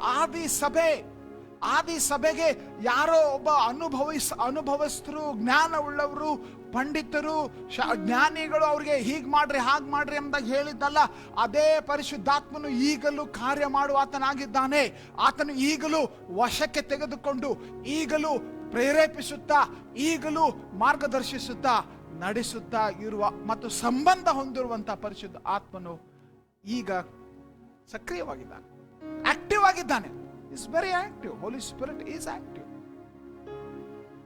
Very active. ಆದ್ರೆ ನಮ್ಮಲ್ಲಿ ಅನೇಕರು ಆ ಸಂಬಂಧದ ಕುರಿತು ತಲೆ ಕೆಡಿಸ್ಕೊಳ್ತಾ ಇಲ್ಲ. ನಾವೇನಪ್ಪ ಅಂತಂದ್ರೆ, ನಾವು ಈ ಗಾಡಿ ನಡೆಸ್ತಿರುವಾಗ ಒಂದು ಗೇರ್ನಲ್ಲಿ ಸೆಟ್ ಆಗಿಬಿಟ್ಟಿದ್ದೀವಿ. ಓಕೆ, ಆ ಗಾಡಿ ನಡೆಸ್ತಾರೋ ಅದೇ ಗೇರ್, ಅದನ್ನ ಬಿಟ್ಟು ಬೇರೆ ಚೇಂಜ್ ಮಾಡೋಂಗಿಲ್ಲ ನಾವು. ಓಕೆ, ಯೋಚನೆ ಮಾಡ್ರಿ, ನಮ್ಮ ಆತ್ಮೀಕ ಜೀವಿತ ಒಂದು ಅಡ್ವೆಂಚರ್ ತರ. ಓಕೆ, ಪರಿಶುದ್ಧಾತ್ಮನು, ಆತ್ಮನ ವಶ, ಆತ್ಮನ ನಡೆಸುವಿಕೆ, ಆತ್ಮನ ಮಾರ್ಗದರ್ಶನ, ಆತ್ಮನ ಪ್ರೇರಣೆ, ಇವುಗಳನ್ನ ನಾವು ಹೊಂದಲಿಕ್ಕೆ ಸಾಧ್ಯ. ಯಾಕಂದ್ರೆ ಆತನು ಮಾಡಿದ್ದಾನೆ, ಪರಿಶುದ್ಧಾತ್ಮನು ಇದನ್ನೆಲ್ಲ ಮಾಡಿದ್ದಾನೆ, ಮಾಡ್ತಾ ಇದ್ದಾನೆ. ಆದ್ರೆ ನಾವು ಅದನ್ನ ಕಿವಿಗೊಡುವವರಾಗಿದ್ದೇವೋ? ಆತ್ಮ ಭರಿತ ಜೀವಿತ ಎಂಬುದಾಗಿ ನಾವು ಹೇಳುವಾಗ, ನಾವು ಮಾರ್ಗದರ್ಶನಕ್ಕೂ, ನಾವು ಆ ಒಂದು ವೇಳೆ ಪ್ರೇರೇಪಣೆಗೂ, ನಡೆಸುವಿಕೆಗೂ, ಪ್ರಭಾವಕ್ಕೂ ನಾವು ಸಿದ್ಧವಿರದಿದ್ರೆ, ಇದು ಸುಮ್ಮನೆ ಏನೋ ಮೈ ಜುಮ್ ಜುಮ್ ಜುಮ್ ಅಂತೂ ಆ ಅನುಭವಕ್ಕಾಗಿ ಯಾಕೆ ಬರ್ಬೇಕು? ಅವನು ಪರಿಶುದ್ಧಾತ್ಮನು ಯಾಕೆ ಬರಬೇಕು? ಆತನು ಬರುವಾಗ ನಿಮ್ಮ ಅತಿಥಿಯಾಗಿ ನಮ್ಮನ್ನು ನಡೆಸುವುದಕ್ಕೆ ಆತನು ಅತಿಥಿಯಾಗಿ ಬರಲು ಬಯಸುವುದಿಲ್ಲ. ಆತನು ನಮ್ಮ ನಾಯಕನಾಗಿ, ಮಾರ್ಗದರ್ಶಕನಾಗಿ, ಸಹಾಯಕನಾಗಿ, ಯೇಸು ಸ್ವಾಮಿ ತಿಳಿಸಿದಂತೆ, ನಾನು ಇನ್ನೊಬ್ಬ ಸಹಾಯಕನನ್ನು ಕಳಿಸಿಕೊಡ್ತೇನೆ, ಆ ಸಹಾಯಕನಾಗಿ ನಮ್ಮ ಜೀವಿತದಲ್ಲಿ ಬಂದು ಕಾರ್ಯ ಮಾಡಲು ಮನಸ್ಸುಳ್ಳವನಾಗಿದ್ದ. ಆದರೆ ನಾವು ಮಾತ್ರ ಪ್ರೇರೇಪಣೆಗೆ, ಮಾರ್ಗದರ್ಶನಕ್ಕೆ, ನಡೆಸುವಿಕೆಗೆ, ಆತ್ಮನ ನಾಯಕತ್ವಕ್ಕೆ ಮನಸ್ಸು ಮಾಡ್ತಾ ಇದ್ದೇವೋ ಇಲ್ವೋ ಗೊತ್ತಿಲ್ಲ. ಬಹಳ ದುಃಖದ ಸಂಗತಿ. ಇನ್ಫ್ಯಾಕ್ಟ್ ನಾವು ಯೋಚಿಸಬೇಕು, ಈ ದಿವಸಗಳಲ್ಲಿ ಬಹಳ ಒಂದು ದುಃಖದ ಸಂಗತಿ ಇನ್ನೊಂದು ಏನಪ್ಪಾ ಅಂತಂದ್ರೆ, ಕೆಲವರು ಪರಿಶುದ್ಧಾತ್ಮನ ಹೆಸರು ಹೇಳಿ, ಪರಿಶುದ್ಧಾತ್ಮನ ಹೆಸರಿನಿಂದ ತಮ್ಮ ಸ್ವಾರ್ಥವನ್ನ, ದುರುದ್ದೇಶಗಳನ್ನ ಏನಂತಾರೆ ಉಪಯೋಗಿಸಿ ದುರುಪಯೋಗ ಮಾಡುವಂತ ದಿವಸಗಳಲ್ಲಿಯೂ ಇದ್ದೇವೆ. ಅನೇಕ ಮುಗ್ಧ ಜನರನ್ನು ಪರಿಶುದ್ಧಾತ್ಮನ ಒಂದು ಪ್ರೇರಣೆಯಿಂದ ನಾನು ಹೇಳ್ತಾ ಇದ್ದೇನೆ, ಜಾಗ್ರತೆ. ಪರಿಶುದ್ಧಾತ್ಮನ ವಿಷಯದಲ್ಲಿ ನಾವು ಹಾಗೆ ಮಾಡುವಂಥದ್ದು ಸರಿಯಲ್ಲ. ಎಚ್ಚರಿಕೆಯಿಂದಿರಬೇಕು. ನಾವು ಬಹಳ ಯೋಚಿಸ್ರಿ. ಓಕೆ, ಸ್ವಾರ್ಥಕ್ಕಾಗಿ ದುರುಪಯೋಗಿಸುವಂಥದ್ದು, ದೇವರಾತ್ಮನ ಹೆಸರನ್ನು ಉಪಯೋಗಿಸಿ ತಮ್ಮ ಈ ಒಂದು ಶರೀರಾಧೀನವಾದ ಗುಣಲಕ್ಷಣಗಳನ್ನ ಅಥವಾ ಆಶಾಭಿಲಾಷೆಗಳನ್ನ ಅದನ್ನ ನಾವು ನೆರವೇರಿಸುವುದಕ್ಕಾಗಿ ಪರಿಶುದ್ಧಾತ್ಮನ ಹೆಸರನ್ನು ಉಪಯೋಗಿಸುವಂಥದ್ದು ಸರಿಯಲ್ಲ.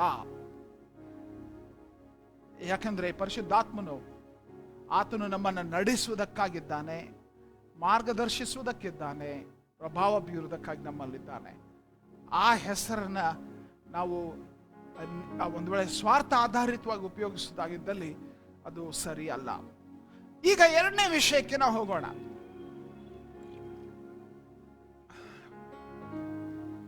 ಆತ್ಮಭರಿತ ಜೀವಿತದ ಲಾಭ ಮತ್ತು ಆಶೀರ್ವಾದ.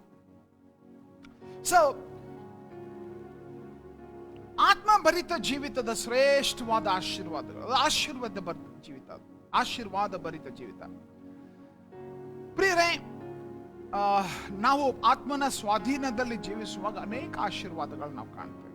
ಓಕೆ, ಆದರೆ ಈ ದಿವಸ ನಾನು ಕೆಲವೊಂದನ್ನು ಮಾತ್ರ ಈ ಸಮಯದಲ್ಲಿ ಪಟ್ಟಿ ಮಾಡಿ ನಿಮಗೆ ತಿಳಿಸ್ತೇನೆ. ಆತ್ಮಭರಿತ ಜೀವಿತದ, ಆತ್ಮನಲ್ಲಿ ನೆಲೆಸಿರುವ ಜೀವಿತದ, ಆತ್ಮನ ಮಾರ್ಗದರ್ಶನಕ್ಕೆ ಒಳಪಟ್ಟ ಒಂದು ಜೀವಿತದ ಆಶೀರ್ವಾದಗಳೇನು ಅಥವಾ ಲಾಭಗಳೇನು? ಓಕೆ, ಇದನ್ನ ನಾವು ಈ ಸಮಯ ಯೋಚಿಸೋಣ. ಮೊದಲನೆಯದಾಗಿ, ಪರಿಶುದ್ಧಾತ್ಮ ಭರಿತ ಜೀವಿತ ನಾವು ಜೀವಿಸುವಾಗ ಮೊದಲನೆಯದಾಗಿ ಬಹಳ ವಿಶೇಷವಾದದ್ದು, ಅದು ಅಪೊಸ್ತಲ ಕೃತ್ಯ 1ನೇ ಅಧ್ಯಾಯ 8ನೇ ವಚನದಲ್ಲಿ ನಾವು ನೋಡುವಂತೆ, ಪ್ರಿಯರೇ, ಬಹಳ ಸ್ಪಷ್ಟವಾಗಿ ನಾವು ನೋಡ್ತೇವೆ. ಆಶೀರ್ವಾದ ಏನಪ್ಪಾ ಅಂತಂದ್ರೆ, ಸಾಕ್ಷಿಯಾಗಲು ಬಲ ಅಲ್ವಾ? ನೋಡ್ರಿ, ಅದನ್ನು ಪವಿತ್ರಾತ್ಮನು ನಿಮ್ಮ ಮೇಲೆ ಬರಲು ನೀವು ಬಲವನ್ನ ಹೊಂದುವಿರಿ. ಓಕೆ, ಬಲವನ್ನ ಹೊಂದುವಿರಿ. ಶಬ್ದ ಬಹಳ ಇಂಪಾರ್ಟೆಂಟ್ ಶಬ್ದ ಅದು. ಆ ಶಬ್ದ ನಾವು ಹೈಲೈಟ್ ಮಾಡೋಣ. ಬಲವನ್ನ ಹೊಂದುವಿರಿ. ಏನಾಗ್ತೀರ ಆಮೇಲೆ? ಬಲ ಹೊಂದಿ ಆಮೇಲೆ ಏನ್ ಮಾಡ್ತೀರಿ? ಸಾಕ್ಷಿಗಳಾಗುವಿರಿ. ಓಕೆ, ಎಲ್ಲೆಲ್ಲಿ? ಯೆರೂಸಲೇಮ್, ಯೂದಾಯ, ಸಮಾರ್ಯ, ಲೋಕದ ಕಟ್ಟ ಕಡೆಯವರೆಗೆ. ಓಕೆ, ಪವಿತ್ರಾತ್ಮನು ನಿಮ್ಮ ಮೇಲೆ ಬರಲು ಬಲವನ್ನು ಹೊಂದುವಿರಿ. That is the most important thing. ಆಶೀರ್ವಾದ ಏನು? ಪರಿಶುದ್ಧಾತ್ಮ ಭರಿತ ಜೀವಿತದ ಆಶೀರ್ವಾದ ಏನು? ನೀನು ಸಾಕ್ಷಿಯಾಗುವುದಕ್ಕೆ ಬಲ ದೇವರು ಕೊಡ್ತಾನೆ. Okay, important word. ಯೋಚಿಸ್ರಿ, ಪೇತ್ರನ ಜೀವಿತ, ಅವನು ಈ ಒಂದು ಪಂಚಾಶತಮ ದಿನದ ಅನುಭವದಕ್ಕಿಂತ ಮೊದಲು, ಅನುಭವದ ನಂತರ. ಓಕೆ, ಯೇಸು ಸ್ವಾಮಿ ಇಲ್ಲಿ ಎರಡನೇ ಆಶೀರ್ವಾದ ನಾವು ನೋಡೋಣ. ಅದು ವಿಶೇಷವಾಗಿ ಎರಡನೆಯ ಆಶೀರ್ವಾದ ಏನಪ್ಪಾ ಅಂತಂದ್ರೆ, ನಾವು ಅನುಭವಿಸುವಂಥದ್ದು ದೇವರ ಸಾನ್ನಿಧ್ಯ. ಓಕೆ, ದೇವರ ಸಾನ್ನಿಧ್ಯ ನಾವು ಅನುಭವಿಸ್ತೇವೆ. ಅದು ಒಂದು ಸ್ಥಿರವಾದ ದೇವರ ಸಾನ್ನಿಧ್ಯವನ್ನು ನಾವು ಅನುಭವಿಸಲಿಕ್ಕೆ ಸಾಧ್ಯ. ಈ ಮಾತು ಹೇಳ್ತಾ ಇರುವಾಗ ಯೇಸು ಸ್ವಾಮಿ ಆ ಒಂದು ಶಿಲುಬೆಗೆ ಹೋಗುವುದಕ್ಕೆ ಮೊದಲು ತನ್ನ ಶಿಷ್ಯರೊಂದಿಗೆ ಸಮಯ ಕಳೆಯುತ್ತಾ ಇದ್ದಾಗ ಅದ್ಭುತವಾದ ವಾಗ್ದಾನಗಳನ್ನ ಆತನು ಮಾಡಿದನು. ಯೋಹಾನನ ಸುವಾರ್ತೆ 14ನೇ ಅಧ್ಯಾಯಕ್ಕೆ ನಾವು ಹೋಗುವಾಗ ಬಹಳ ಸ್ಪಷ್ಟವಾಗಿ ಅಲ್ಲಿ ನಾವು ನೋಡ್ತೇವೆ. 16ನೇ ವಚನ, ನಾನು ತಂದೆಯನ್ನ ಬೇಡಿಕೊಳ್ಳುವೆನು, ಆತನು ನಿಮಗೆ ಬೇರೊಬ್ಬ ಆದರಿಕನನ್ನು, ಶಬ್ದ ನೋಡ್ರಿ, ಆದರಿಕನನ್ನ ಕೊಡುವನು. ಓಕೆ, ಇಂಗ್ಲಿಷ್ನಲ್ಲಿ ಅನದರ್ ಹೆಲ್ಪರ್, ಇನ್ನೊಬ್ಬ ಸಹಾಯಕನನ್ನ ಕೊಡುವೆನು ಎಂಬುದಾಗಿ. ಓಕೆ, ಇದು ಯಾವಾಗ ಆಗ್ತದಪ್ಪ ಎಂಬುದಾಗಿ ಹೇಳುವಾಗ, ಅವರು ಆ ಆತ್ಮ ಭರಿತರಾಗುವಾಗ ಆ ದೇವರ ಸಾನ್ನಿಧ್ಯ, ಆತನ ಆಗಮನ, ಆ ಅನುಭವನ ಹೊಂದುತ್ತೇವೆ. ಅದು ಆತ್ಮ ಭರಿತರಾಗುವಾಗ ಆ ಆತ್ಮನು ಕಳುಹಿಸಲ್ಪಡುವ ಕಾರ್ಯವದು ಎಂಬುದಾಗಿ. 2 ಕೊರಿಂಥ 13ನೇ ಅಧ್ಯಾಯ 14ನೇ ವಚನ ನಾವು ಅಂತ್ಯಾಶೀರ್ವಾದದ ಮಾತು. ಓಕೆ, ಅಲ್ಲಿ ನಾವು ಹೇಳ್ತೇವೆ, ತಂದೆಯಾದ ದೇವರ, ಕರ್ತನಾದ ಯೇಸು ಕ್ರಿಸ್ತನ ಕೃಪೆಯು, ದೇವರ ಪ್ರೀತಿಯು, ಪವಿತ್ರಾತ್ಮನ ಅನ್ಯೋನ್ಯತೆಯು. ನೋಡ್ರಿ ಇಲ್ಲ, ಅನ್ಯೋನ್ಯತೆ. ಓಕೆ, ಅನ್ಯೋನ್ಯತೆ ಏನದು? ಪರಿಶುದ್ಧಾತ್ಮನ ಸಾನ್ನಿಧ್ಯ. ಅದು ಆ ಒಂದು ಅವಕಾಶ ನಮಗೆ ದೊರಕುತ್ತದೆ. ಪರಿಶುದ್ಧಾತ್ಮನ ಮುಖಾಂತರ ಅನ್ಯೋನ್ಯತೆ, ದೇವರೊಂದಿಗೆ ಅನ್ಯೋನ್ಯತೆ ನಾವು ಹೊಂದುತ್ತೇವೆ. ದೇವರ ಸಾನ್ನಿಧ್ಯದ ಅನುಭವ, ಆತ್ಮಭರಿತ, ಆತ್ಮನಿಗೆ ಒಳಪಟ್ಟ ಜೀವಿತದ ಆಶೀರ್ವಾದವೇನೆಂದ್ರೆ ದೇವರ ಸಾನ್ನಿಧ್ಯದ ಅನುಭವ. ಅನೇಕ ಸಾರಿ ಈ ಅಂತ್ಯಾಶೀರ್ವಾದದ ಮಾತು ಉಪಯೋಗಿಸ್ತೇವೆ. ದೇವರ ಸಾನ್ನಿಧ್ಯ, ಅನ್ಯೋನ್ಯತೆ, ಪರಿಶುದ್ಧಾತ್ಮನ ಅನ್ಯೋನ್ಯತೆ ಅಂತ ಪ್ರತಿ ಅಂತ್ಯಾಶೀರ್ವಾದದಲ್ಲಿ ನಾವು ಕೇಳ್ತೇವೆ. ಆದ್ರೆ ನಿಜವಾಗ್ಲೂ ಆ ಅನ್ಯೋನ್ಯತೆ ನಾವು ಹೊಂದುತ್ತೇವೋ? ಆ ಅನ್ಯೋನ್ಯತೆ ನಮಗೆ ಖಚಿತವಾಗಿ ಪರಿಶುದ್ಧಾತ್ಮ ಭರಿತ ಜೀವಿತದಿಂದ ದೊರಕುತ್ತದೆ. ಒಂದು ಆಳವಾದ ಸಂಬಂಧ ಅದು. ಅನ್ಯೋನ್ಯತೆ ಅಪ್ಪ ಅಂತಂದ್ರೆ ಏನು? ಆಳವಾದ ಸಂಬಂಧ. ಓಕೆ, ಅದು ಬಹಳ ಮಹತ್ವದ್ದು. ಮೂರನೇ ನಾವು ಇಲ್ಲಿ ನೋಡುವಾಗ ಅಪೊಸ್ತಲ ಕೃತ್ಯ 9ನೇ ಅಧ್ಯಾಯ 11ನೇ ವಚನ. ಓಕೆ, ಅಪೊಸ್ತಲ ಕೃತ್ಯ 9ನೇ ಅಧ್ಯಾಯ 11ನೇ ವಚನ. ಅಲ್ಲಿ ಏನಾಗ್ತಾ ಇದೆ? ಅನನೀಯನಿಗೆ ದೇವರು ಅಲ್ಲಿ ಮಾತನಾಡ್ತಾ ಇದ್ದಾನೆ. ಓಕೆ, ಅಲ್ಲಿ ಏನಾಗ್ತಾ ಇದೆ? ಪರಿಶುದ್ಧಾತ್ಮ ಭರಿತ ಆ ಜೀವಿತದ ಇನ್ನೊಂದು ಆಶೀರ್ವಾದ, ದೇವರ ಮಾರ್ಗದರ್ಶನ. ಓಕೆ, ನೋಡ್ರಿ 9ನೇ ಅಧ್ಯಾಯ 11ನೇ ವಚನ. ಅನನೀಯನಿಗೆ ಅವನು ಏನೋ ಮಾಡಬೇಕಾದ ವಿಷಯವಾಗಿ ಪರಿಶುದ್ಧಾತ್ಮನು ಮಾತನಾಡ್ತಾನೆ. ನೋಡ್ತೀರಾ ಅದನ್ನ? ಕರ್ತನ ಅವನಿಗೆ, ನೀನೆದ್ದು ನಟ್ಟನೆ ಬೀದಿ ಎಂಬ ಬೀದಿಗೆ ಹೋಗಿ ಯೂದನ ಮನೆಯಲ್ಲಿ ತಾರ್ಸದ ಪೌಲನೆಂಬವನನ್ನ ವಿಚಾರಿಸು. ಅಲ್ಲಿ ಸ್ಪಷ್ಟವಾಗಿ ಪರಿಶುದ್ಧಾತ್ಮನು ಹೇಳ್ತಾ ಇದ್ದ, ಎದ್ದೇಳು, ಈಗ ಆ ಸ್ಥಳಕ್ಕೆ ಹೋಗು. ಪರಿಶುದ್ಧಾತ್ಮನ ಕಾರ್ಯ ಮಾಡಲಿಕ್ಕೆ ಮನಸ್ಸುಳ್ಳವನಾಗಿದ್ದಾನೆ, ಮಾರ್ಗದರ್ಶಿಸುವುದಕ್ಕಾಗಿ. ಪರಿಶುದ್ಧಾತ್ಮನು ಮಾರ್ಗದರ್ಶಿಸುವುದಕ್ಕಾಗಿ. So Holy Spirit guidance from God. Okay, presence of God, being witnesses of him. Okay, ಮಾರ್ಗದರ್ಶನ. ಸೊ ಇನ್ನೊಂದು ಅಂಶ ನಾವು ಅಪೊಸ್ತಲ ಕೃತ್ಯ 16ನೇ ಅಧ್ಯಾಯದಲ್ಲಿ ನೋಡುವಾಗ, 6ನೇ ವಚನದಿಂದ ನಾವು ಅಭ್ಯಾಸ ಮಾಡುವಾಗ, ಅದೇ ಪರಿಶುದ್ಧಾತ್ಮನು ಸೇವೆಯ ವಿಷಯವಾಗಿ ಪೌಲನಿಗೆ ಮಾರ್ಗದರ್ಶಿಸುವಂಥದ್ದನ್ನು ಕೂಡ ನಾವು ನೋಡ್ತೇವೆ. 4ನೇದು ಬಹಳ ವಿಶೇಷವಾದದ್ದು, ಅನೇಕರು ಅದನ್ನು ಅಲಕ್ಷಿಸ್ತೇವೆ. ಅದು ಪರಿಶುದ್ಧಾತ್ಮ ಭರಿತದ ಜೀವಿತದ ಇನ್ನೊಂದು ಆಶೀರ್ವಾದ ಯಾವುದಪ್ಪ ಅಂತಂದ್ರೆ ತುಂಬಿ ತುಳುಕುವ ಆನಂದ, ಓವರ್ಫ್ಲೋಯಿಂಗ್ ಜಾಯ್. ಓಕೆ, ಓವರ್ಫ್ಲೋಯಿಂಗ್ ಜಾಯ್. ಪರಿಶುದ್ಧಾತ್ಮ ಭರಿತ ಜೀವಿತ ಸಂತೋಷದ ಜೀವಿತ. ಆತ್ಮಭರಿತ ಜೀವಿತ ಅದು ಆನಂದಮಯ ಜೀವಿತ, ಉಲ್ಲಾಸಮಯವಾದ ಜೀವಿತ. ನೋಡ್ರಿ, ರೋಮಾಪುರದವ್ರಿಗೆ ಬರೆದ ಪತ್ರಿಕೆ 14ನೇ ಅಧ್ಯಾಯ ಅದರ 17ನೇ ವಚನ ನಾವು ವಾಕ್ಯವನ್ನ ಗಮನಿಸುವಾಗ ಏನಂತ ಹೇಳ್ತದೆ?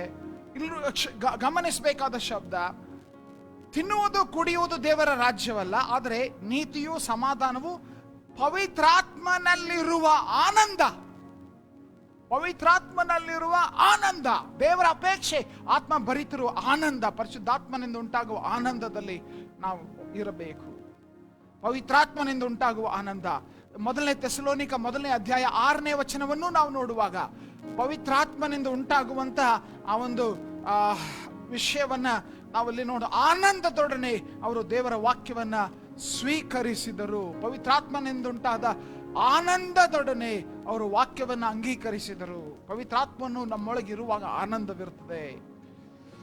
ಪರಿಶುದ್ಧಾತ್ಮನಿಂದ ಉಂಟಾಗುವ ಫಲದ ವಿಷಯವಾಗಿ ನಾವು ನೋಡುವಾಗ ಗಲಾತ್ಯ 5:22 ಪರಿಶುದ್ಧಾತ್ಮನಿಂದ ಉಂಟಾಗುವ ಫಲವೇನೆಂದರೆ ಆ ಲಿಸ್ಟ್ ನಲ್ಲಿ ನೋಡ್ರಿ, ಅಲ್ಲಿ ಬಹಳ ಸ್ಪಷ್ಟವಾಗಿ 2ನೇದೇ ಇದೆ, ಪ್ರೀತಿ, ಸಂತೋಷ. ಪವಿತ್ರಾತ್ಮನಿಂದ ಉಂಟಾಗುವಂಥದ್ದು. ಇನ್ಫ್ಯಾಕ್ಟ್ ಅಪೊಸ್ತಲರ ಕೃತ್ಯ 2ನೇ ಅಧ್ಯಾಯ 46ನೇ ವಚನದಲ್ಲಿ ಬಹಳ ಸ್ಪಷ್ಟವಾಗಿ ಅಲ್ಲಿಯೂ ಕೂಡ ಅಲ್ಲಿ ಆತ್ಮಭರಿತ ವಿಶ್ವಾಸಿಗಳ ಲಕ್ಷಣವಾಗಿ ನಾವು ನೋಡ್ತೇವೆ. ಅವರು ದೇವಾಲಯದಲ್ಲಿ ಪ್ರತಿದಿನ ಒಮ್ಮನಸ್ಸಿನಿಂದಲೂ ಕೂಡುತ್ತಾ ಮನೆ ಮನೆಗಳಲ್ಲಿ ರೊಟ್ಟಿ ಮುರಿಯುತ್ತಾ ಹೇಗಿದ್ರಂತೆ? ದುಃಖಗ್ರಸ್ತರಾಗಿ ಅಲ್ಲ. ಆತ್ಮಭರಿತ ಜನರು ಜೀವಿಸುವಂಥದ್ದು ದುಃಖಗ್ರಸ್ತರಾಗಿ ಅಲ್ಲ. ಗಮನಿಸ್ರಿ, ಉಲ್ಲಾಸದಿಂದಲೂ. They were happy. Happy people. ಈಗ ನೀನು ಆತ್ಮಭರಿತ ವ್ಯಕ್ತಿ ಎಂಬುದಾಗಿ ಹೇಳಿ ನೀ ಮನೆಯಲ್ಲಿ ಹುಲಿಯಂತೆ ವರ್ತಿಸ್ತಾ ಇದ್ರೆ ನೀನು ಆತ್ಮಭರಿತ ವ್ಯಕ್ತಿ ಅಲ್ಲ, ಪರಿಶುದ್ಧಾತ್ಮನಿಂದ ಭರಿತನಾಗು. 5ನೇದು ಬಹಳ ವಿಶೇಷವಾಗಿ ನಾವು ಗಮನಿಸಬೇಕು. ನಾವು ಆತ್ಮಭರಿತ ಜೀವಿತದ ಆಶೀರ್ವಾದ ಏನಂತಂದ್ರೆ ನಮಗೆ ಸೈತಾನನ ಮೇಲೆ ಬಲ. ಸೈತಾನನ ಮೇಲೆ ಬಲ. ಯೋಚಿಸ್ರಿ, ಬಲ ಬಹಳ ವಿಶೇಷವಾದದ್ದು. ಇನ್ಫ್ಯಾಕ್ಟ್ ವಾಕ್ಯ ನಮಗೆ ಈ ವಿಷಯವಾಗಿ ತಿಳಿಸುವಾಗ ನಾವು ಮತ್ತಾಯನ ಸುವಾರ್ತೆ 12ನೇ ಅಧ್ಯಾಯ 28ನೇ ವಚನ ಯೇಸು ಸ್ವಾಮಿ ದೆವ್ವಗಳನ್ನು ಬಿಡಿಸಿದರ ಕುರಿತು ನಾವು ನೋಡ್ತೇವೆ. ಅಲ್ಲಿ ಆತನು ಹೇಳಿದ್ದೇನೆಂದ್ರೆ, ಆದ್ರೆ ನಾನು ದೇವರ ಆತ್ಮನಿಂದ, ಯೇಸು ಸ್ವಾಮಿ ದೆವ್ವಗಳನ್ನು ಬಿಡಿಸಿದ್ದು ದೇವರ ಆತ್ಮನಿಂದ ದೆವ್ವಗಳನ್ನು ಬಿಡಿಸಿದರೆ, ದೇವರ ಆತ್ಮನಿಂದ. ಸೊ ಆ ದುರಾತ್ಮಗಳ ಮೇಲೆ ಅಧಿಕಾರ ನಾವು ಆತ್ಮಭರಿತರಾಗಿರುವಾಗ ನಾವು ಹೊಂದುತ್ತೇವೆ. ವಿಶೇಷವಾಗಿ ಅದೇ ಅಧಿಕಾರ ಆತನು ಲೂಕ 10:19 ಕೊಡ್ತಾನೆ. ನಿನಗೂ ವಿಶ್ವಾಸಿಗಳಾದ ನಮ್ಮೆಲ್ಲರಿಗೂ ಆ ಅಧಿಕಾರ ಆತನು ಕೊಟ್ಟಿದ್ದಾನೆ. ನಾವು ಅದನ್ನ ಉಪಯೋಗಿಸುವಂತವ್ರು ಆಗಿರ್ಬೇಕು. ನೋಡ್ರಿ, ಸರ್ಪಗಳ ಮೇಲೆ ಸರ್ಪಗಳು, ಚೇಳುಗಳು ತುಳಿಯುವುದಕ್ಕೂ ಮತ್ತು ವಿರೋಧಿಯ ಎಲ್ಲಾ ಶಕ್ತಿಯ ಮೇಲೆ ನಾನು ನಿಮಗೆ ಅಧಿಕಾರ ಕೊಡ್ತೇನೆ. You have been given a power, authority, ಅಧಿಕಾರ ಕೊಡಲ್ಪಟ್ಟಿದೆ. ಓಕೆ, 6ನೇದಾಗಿ ನಾವು ಈ ಒಂದು ಆಶೀರ್ವಾದ ಅಂತ ನಾವು ನೋಡುವಾಗ ಪರಿಶುದ್ಧಾತ್ಮ ಭರಿತ ಜೀವಿತದ ಆಶೀರ್ವಾದ ಏನಪ್ಪ ಅಂತಂದ್ರೆ, ನಾವು ಇತರರಿಗೆ ಆಶೀರ್ವಾದ, ನಾವಷ್ಟೇ ಆಶೀರ್ವಾದ ಅಲ್ಲ, ಇತರರಿಗೆ ಓಕೆ, ಇತರರಿಗೆ ಆಶೀರ್ವಾದ ಆಗುವಂತ ಒಂದು ಸಾಧ್ಯತೆ ನಮಗೆ ಕೊಡ್ತಾನೆ ಬಹಳ ಸ್ಪಷ್ಟವಾಗಿ. ನಾವು ಈ ಮಾತು ಹೇಳ್ತಾ ಇರುವಾಗ ಯೋಹಾನನ ಸುವಾರ್ತೆ 7ನೇ ಅಧ್ಯಾಯ 37ನೇ ವಚನ 38ನೇ ವಚನ ವಾಕ್ಯ ಹೇಳ್ತದೆ, ಆ ಯೇಸು ಸ್ವಾಮಿ ಅಲ್ಲಿ ಹೇಳಿದಂತ ಹಬ್ಬದ ಮಹಾದಿವಸದಲ್ಲಿ ಹೇಳಿದ್ದು, ಯಾವನಿಗಾದ್ರೂ ನೀರಡಿಕೆಯಾಗಿದ್ರೆ ಅವನು ನನ್ನ ಬಳಿಗೆ ಬಂದು ಕುಡಿಯಲಿ, ನನ್ನ ಮೇಲೆ ನಂಬಿಕೆ ಇಡುವವನಿಗೆ ಬರವು ಹೇಳಿದ ಪ್ರಕಾರ ಆತನ ಹೊಟ್ಟೆಯೊಳಗಿಂದ ಜೀವಕರವಾದ ನೀರಿನ ಹೊಳೆಗಳು ಹರಿಯುವವು. ಜೀವಕರವಾದ ನೀರಿನ ಹೊಳೆಗಳು. ಈ ಹೊಳೆಗಳು ಕೇವಲ ನಿನಗೆ ಆಶೀರ್ವಾದ ಆಗ್ಲಿಕ್ಕಾಗಿ ಅಷ್ಟೇ ಅಲ್ಲ, ಆ ಜೀವ ಬುಗ್ಗೆ ಇತರರಿಗೂ ಕೂಡ ಆಶೀರ್ವಾದವಾಗಲಿಕ್ಕೆ. ಸೊ ಆತ್ಮಭರಿತ ವ್ಯಕ್ತಿಯ ಜೀವಿತ ಬಹಳ ನಮ್ರವಾಗಿ ಇತರರಿಗೆ ಒಂದು ಆಶೀರ್ವಾದಕರವಾದ ವ್ಯಕ್ತಿತ್ವ ಹೊಂದಿರ್ತಾರೆ. ಓಕೆ, ಆ ವ್ಯಕ್ತಿಗೆ ಇತರರ ಕಾಳಜಿ ಇರ್ತದೆ, ಇತರರ ಕೊರತೆಯ ಬಗ್ಗೆ ಭಾರವಿರ್ತದೆ, ಇತರರ ಕಷ್ಟಗಳ ಬಗ್ಗೆ ಆಸಕ್ತಿ ಇರ್ತದೆ. ಓಕೆ, ವಿಶೇಷವಾಗಿ ನಾವು ಯೋಚಿಸಬೇಕು. 7ನೇದಾಗಿ ಆತ್ಮಭರಿತ ವ್ಯಕ್ತಿಯ ವಿಷಯವಾಗಿ ನಾವು ರೋಮ 8ರಲ್ಲಿ ನಾವು ನೋಡ್ತೇವೆ. ಅದು ಏನಪ್ಪ ಆಶೀರ್ವಾದ ಅಂತಂದ್ರೆ, ನಾವು ಶೋಧನೆಗಳ ಮೇಲೆ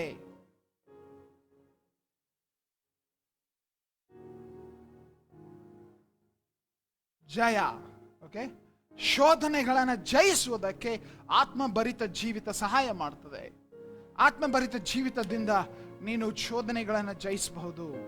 ವಿಶೇಷವಾಗಿ ರೋಮ 8 ಮೊದಲನೇ ವಚನದಿಂದ ನಾವು ಓದುವಾಗ ಬಹಳ ಸ್ಪಷ್ಟವಾಗಿ ನೋಡ್ತೇವೆ. ಕ್ರಿಸ್ತ ಯೇಸುನಲ್ಲಿರುವವರಿಗೆ ಅಪರಾಧ ನಿರ್ಣಯ ಈಗ ಇಲ್ಲವೇ ಇಲ್ಲ. ಇವರು ಶರೀರಾನುಸಾರವಾಗಿ ಅಲ್ಲ, ಆತ್ಮನಿಂದ ಅನುಸಾರವಾಗಿ ನಡೆಯುವವರಾಗಿದ್ದಾರೆ. ಜೀವವನ್ನುಂಟು ಮಾಡುವ ಆತ್ಮನ ನಿಯಮವು ಕ್ರಿಸ್ತ ಯೇಸುವಿನಲ್ಲಿ ನನ್ನನ್ನು ಪಾಪ ಮರಣಗಳ ನಿಯಮದಿಂದ ಬಿಡಿಸಿತು.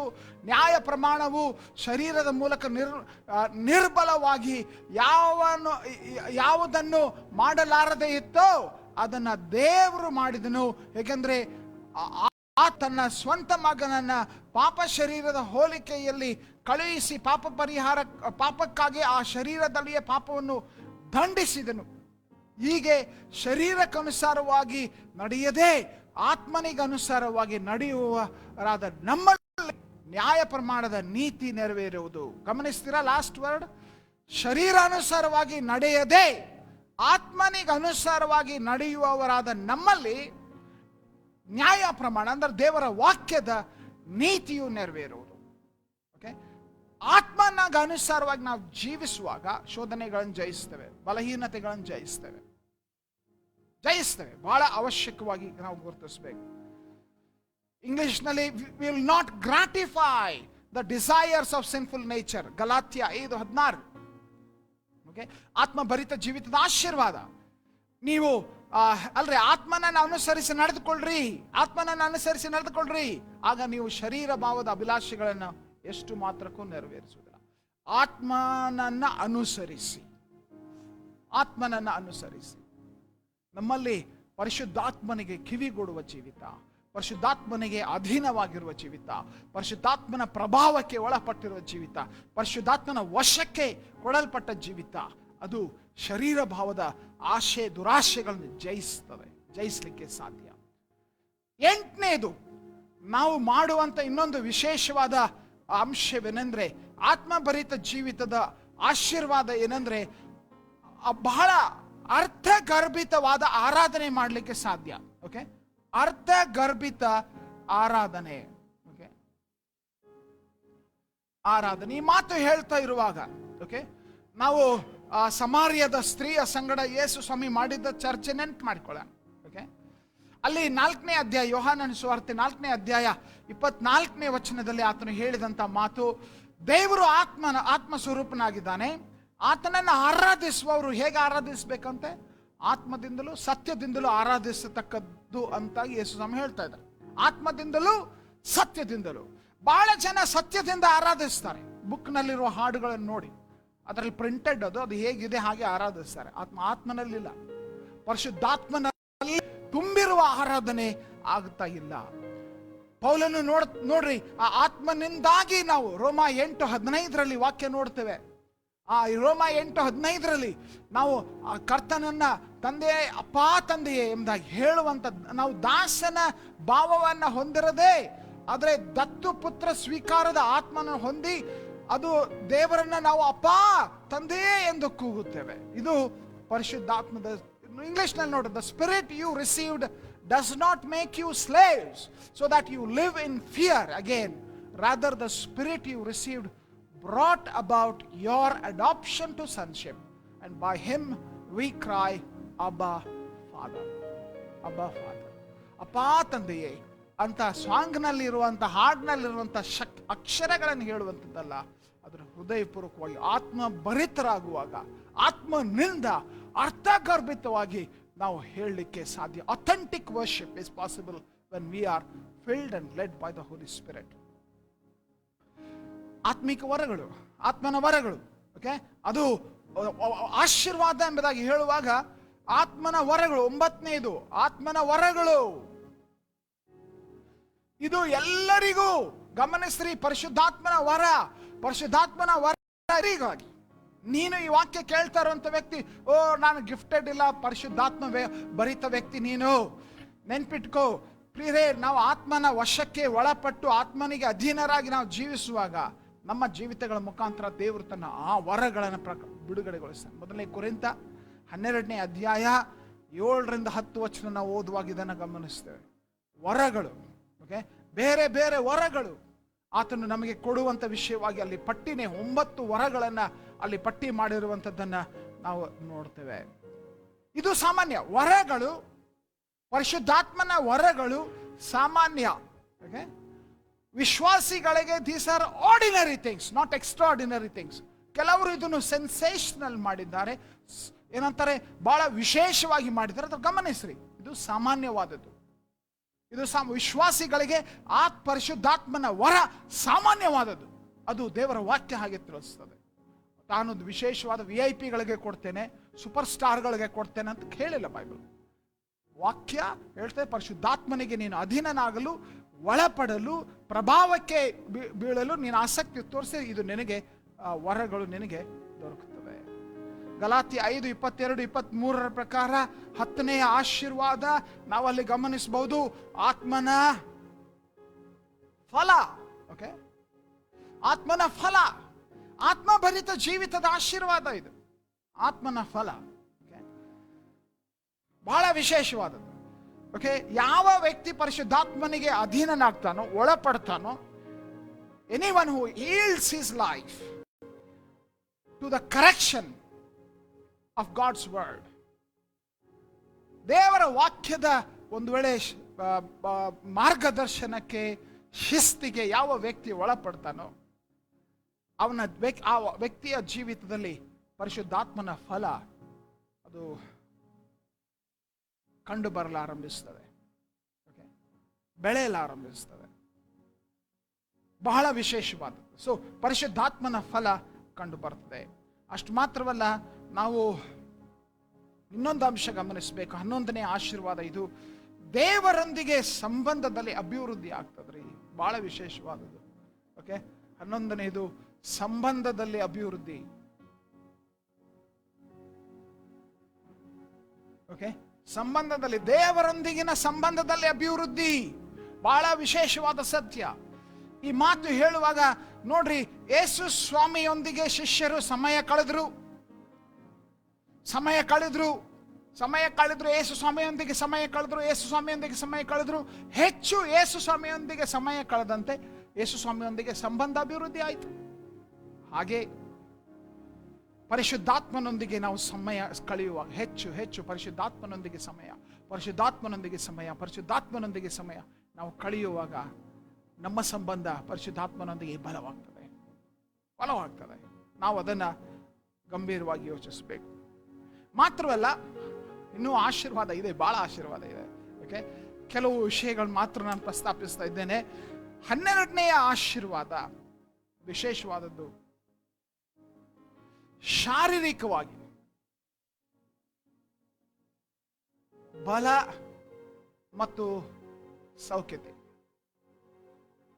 ಪರಿಶುದ್ಧಾತ್ಮನ ಭರಿತ ಜೀವಿತದ ಆಶೀರ್ವಾದ ಏನಪ್ಪಾ ಅಂದ್ರೆ, ಈ ಒಂದು ಪರಿಶುದ್ಧಾತ್ಮನ ಮುಖಾಂತರವಾಗಿ ನಾವು ಶಾರೀರಿಕವಾಗಿ ಬಲ ಹೊಂದುತ್ತೇವೆ, ಶಾರೀರಿಕವಾಗಿ ಸೌಖ್ಯತೆಯನ್ನು ನಾವು ಹೊಂದುತ್ತೇವೆ.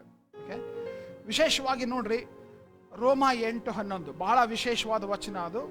ಎಲ್ಲರೂ ನೀವು ಅದನ್ನ ಗಮನಿಸ್ರಿ. ಯೇಸುವನ್ನ ಸತ್ತವರೊಳಗಿಂದ ಜೀವಿತನಾಗಿ ಎಬ್ಬಿಸಿದಾತನ ಆತ್ಮನು ನಿಮ್ಮಲ್ಲಿ ವಾಸವಾಗಿದ್ದರೆ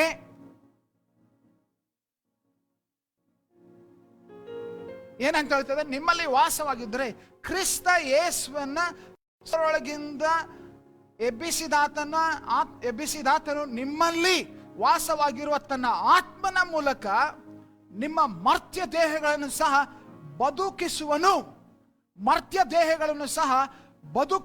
ನೋಡ್ರಿ ಇಲ್ಲಿ ವಚನ, ನಿಮ್ಮ ಮರ್ತ್ಯ ದೇಹಗಳನ್ನು ಸಹ ಬದುಕಿಸುವನು. ಯಾರು? ಆ ಆತ್ಮನ ಮೂಲಕ, ಪರಿಶುದ್ಧಾತ್ಮನ ಮೂಲಕ ಮರ್ತ್ಯ ದೇಹಗಳನ್ನು ಬದುಕಿಸುವನು. ಆತ್ಮಿಕ ಜೀವಿತ ನಿನಗೆ ಅದು ಬದುಕಿಸುವ ಸಾಮರ್ಥ್ಯ ನಿನ್ನೊಳಗೆ ತುಂಬುತ್ತದೆ. ಆತ್ಮಭರಿತ ಜೀವಿತ ಗುಣಪಡಿಸುವ ಸಾಮರ್ಥ್ಯವನ್ನ ನಿನ್ನೊಳಗೆ ತುಂಬುತ್ತದೆ. ಈ ಶಬ್ದ ಮರ್ತ್ಯ ದೇಹಗಳನ್ನು ಸಹ ಬದುಕಿಸುವನು.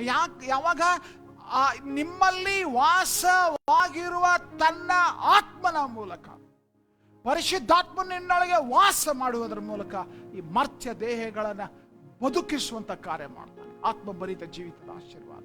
Hallelujah, hallelujah. ಓ, ಈ ಅಪೇಕ್ಷೆ ನಮ್ಮಲ್ಲಿ ತುಂಬಬೇಕು.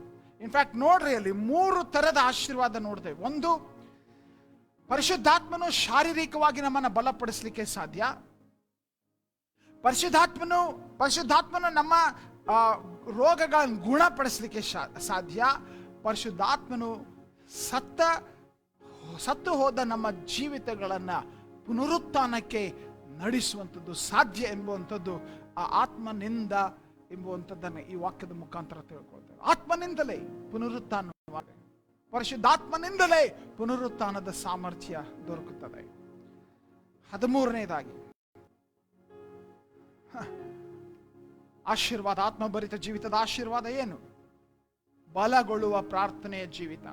ಓಕೆ, ಬಲಗೊಳ್ಳುವ ಪ್ರಾರ್ಥನೆ ಜೀವಿತ.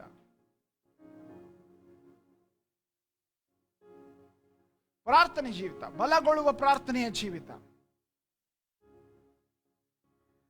ಶಿಷ್ಯರು ಒಂದ್ಸಾರಿ ಪ್ರಶ್ನೆ ಕೇಳಿದರು, ಯೇಸುವೆ, ನಮಗೆ ಪ್ರಾರ್ಥನೆ ಮಾಡುವುದನ್ನು ಕಲಿಸು.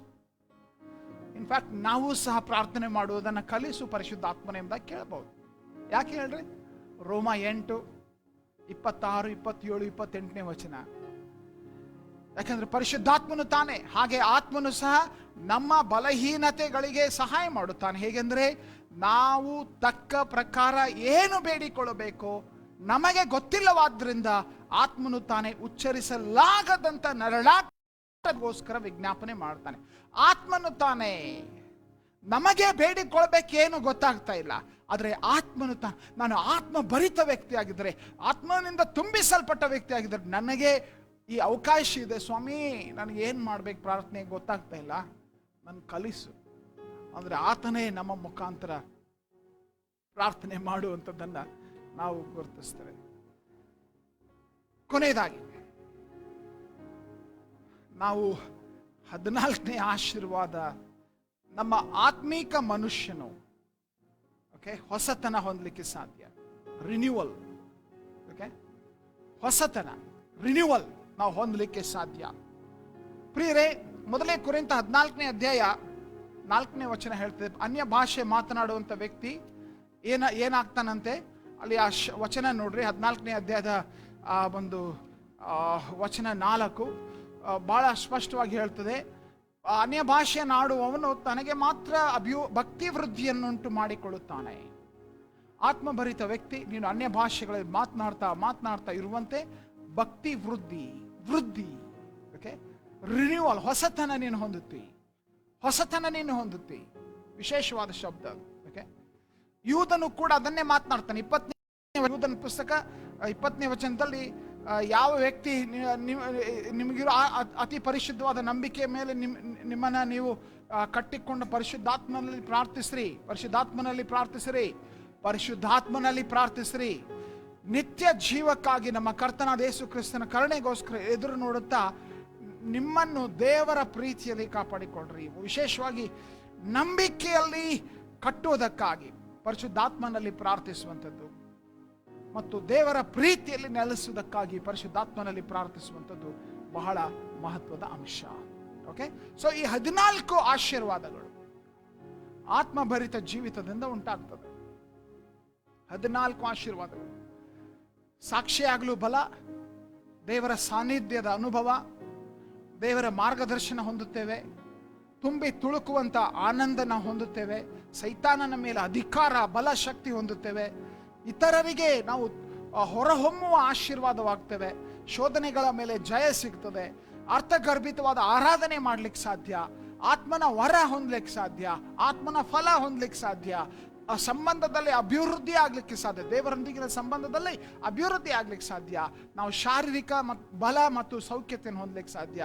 ನಾವು ಬಲಗೊಳ್ಳುವ ಪ್ರಾರ್ಥನೆ ಜೀವಿತ ಹೊಂದಲಿಕ್ಕೆ ಸಾಧ್ಯ. ನಮ್ಮಲ್ಲಿ ಅಭಿವೃದ್ಧಿ, ಭಕ್ತಿ ವೃದ್ಧಿ ಅಥವಾ ಹೊಸತನವನ್ನ ನಾವು ಹೊಂದಲಿಕ್ಕೆ ಸಾಧ್ಯ. ಸೊ ಆಶೀರ್ವಾದ ಮತ್ತು ಬಲವನ್ನ, ಲಾಭವನ್ನ ನಾವು ನೋಡಿದೆವು.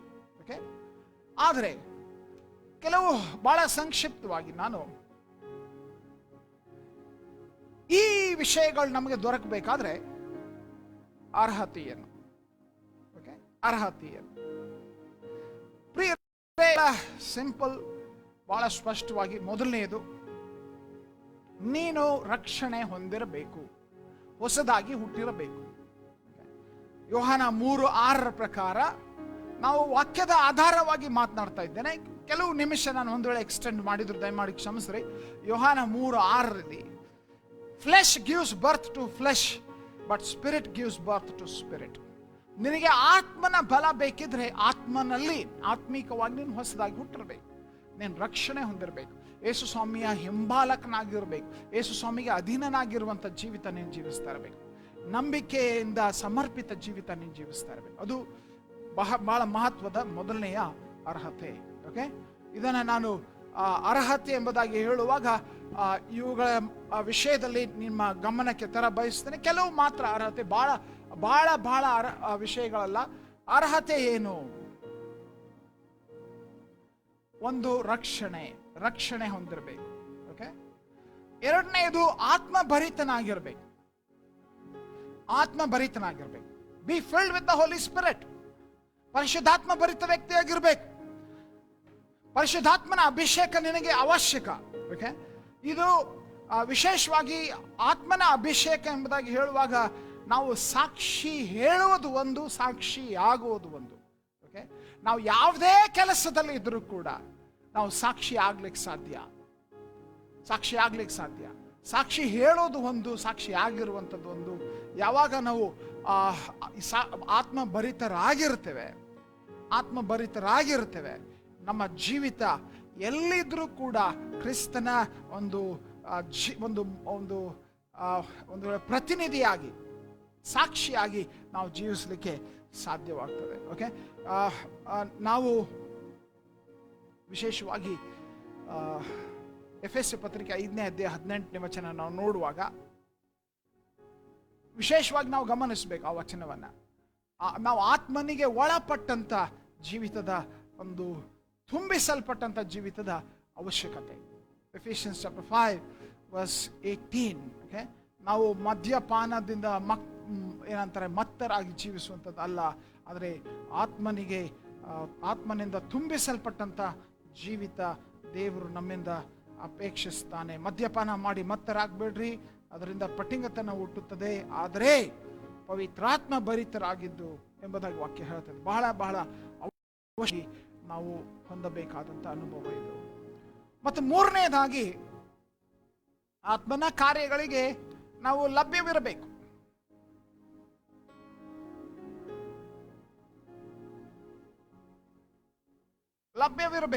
ಅಂದ್ರೆ ಏನು? ಕೆಲವರು ಎಷ್ಟು ಬಿಸಿ ಇದ್ದಾರೆ ಅಂದ್ರೆ ದೇವರು ಕೂಡ ಅವ್ರು ಕೂಡ ಕೆಲಸಲ್ಲ, ಬಹಳ ಬಿಸಿ ಇದ್ದಾರೆ. ಯಾರು ತೆರೆದ ಮನಸ್ಸುಳ್ಳವರಾಗಿ ಆಸಕ್ತಿ ತೋರಿಸ್ತಾರೋ ಅವರೊಂದಿಗೆ ದೇವರಾತ್ಮನ ಕೆಲಸ ಮಾಡ್ತಾರೆ. ಯಾಕಂದ್ರೆ ನೆನ್ಪಿಟ್ಕೊಡ್ರಿ, ದೇವರಾತ್ಮನನ್ನ ಎದುರಿಸಬಹುದು, ದೇವರಾತ್ಮನನ್ನು ದುಃಖಿಸಬಹುದು. ನೀನೇನ್ ಮಾಡ್ತಾ ಇದ್ದೀಯಾ? ರಕ್ಷಣೆ ಹೊಂದಿರುವಂತ ವ್ಯಕ್ತಿ, ಅಭಿಷೇಕವಾಗಿದೆ ಅಂತ ಹೇಳುವಂತ ವ್ಯಕ್ತಿ ಪರಿಶುದ್ಧಾತ್ಮನಿಗೆ ದುಃಖಿಸ್ತಾ ಇದೆಯೋ ಅಥವಾ ಎದುರಿಸ್ತಾ ಇದೆಯೋ ಅಥವಾ ಅಧೀನನಾಗಿದೆಯೋ? ಯಾಕಂದ್ರೆ ಪರಿಶುದ್ಧಾತ್ಮನು ಪಾರಿವಾಳದಂತೆ ಬಹಳ ಸೂಕ್ಷ್ಮವಾದ ಒಂದು ಕಾರ್ಯ ಮಾಡುವ. ಸ್ವಲ್ಪ ಏನಾದರೂ ನೀನು ಗರ್ವ, ಅಹಂಕಾರದ ಪಾಪಾಧೀನ ಸ್ವಭಾವಗಳನ್ನು ತೋರಿಸಲು ಆರಂಭಿಸಿದ್ರೆ ಆತನ ಆ ಸ್ಥಳ ಬಿಟ್ಟು ಹೋಗ್ತಾನೆ. ಓಕೆ, ಬರೀ ಹೀಯಾಳಿಸುವಂತ ಮಾತು, ಕ್ರಿಟಿಸೈಸ್ ಮಾಡುವಂತ ಜೀವಿತ, ಪರಿಶುದ್ಧಾತ್ಮನಿಗೆ ಅಧೀನವಾಗುವ ನಿನ್ನೊಳಗೆ ಪರಿಶುದ್ಧಾತ್ಮನ ಕೆಲಸ ಮಾಡ್ಲಿಕ್ಕೆ ಆಗಲ್ಲ. ನಾಲ್ಕನೇದು, ದೇವರಿಗಾಗಿ ಹಸಿದು ಬಾಯಾರಿರಬೇಕು. ಓಕೆ, ಅರ್ಹತೆ ಎಂಬುದಾಗಿ ಹೇಳುವಾಗ ಹಸಿದು ಬಾಯಾರಿದವರು,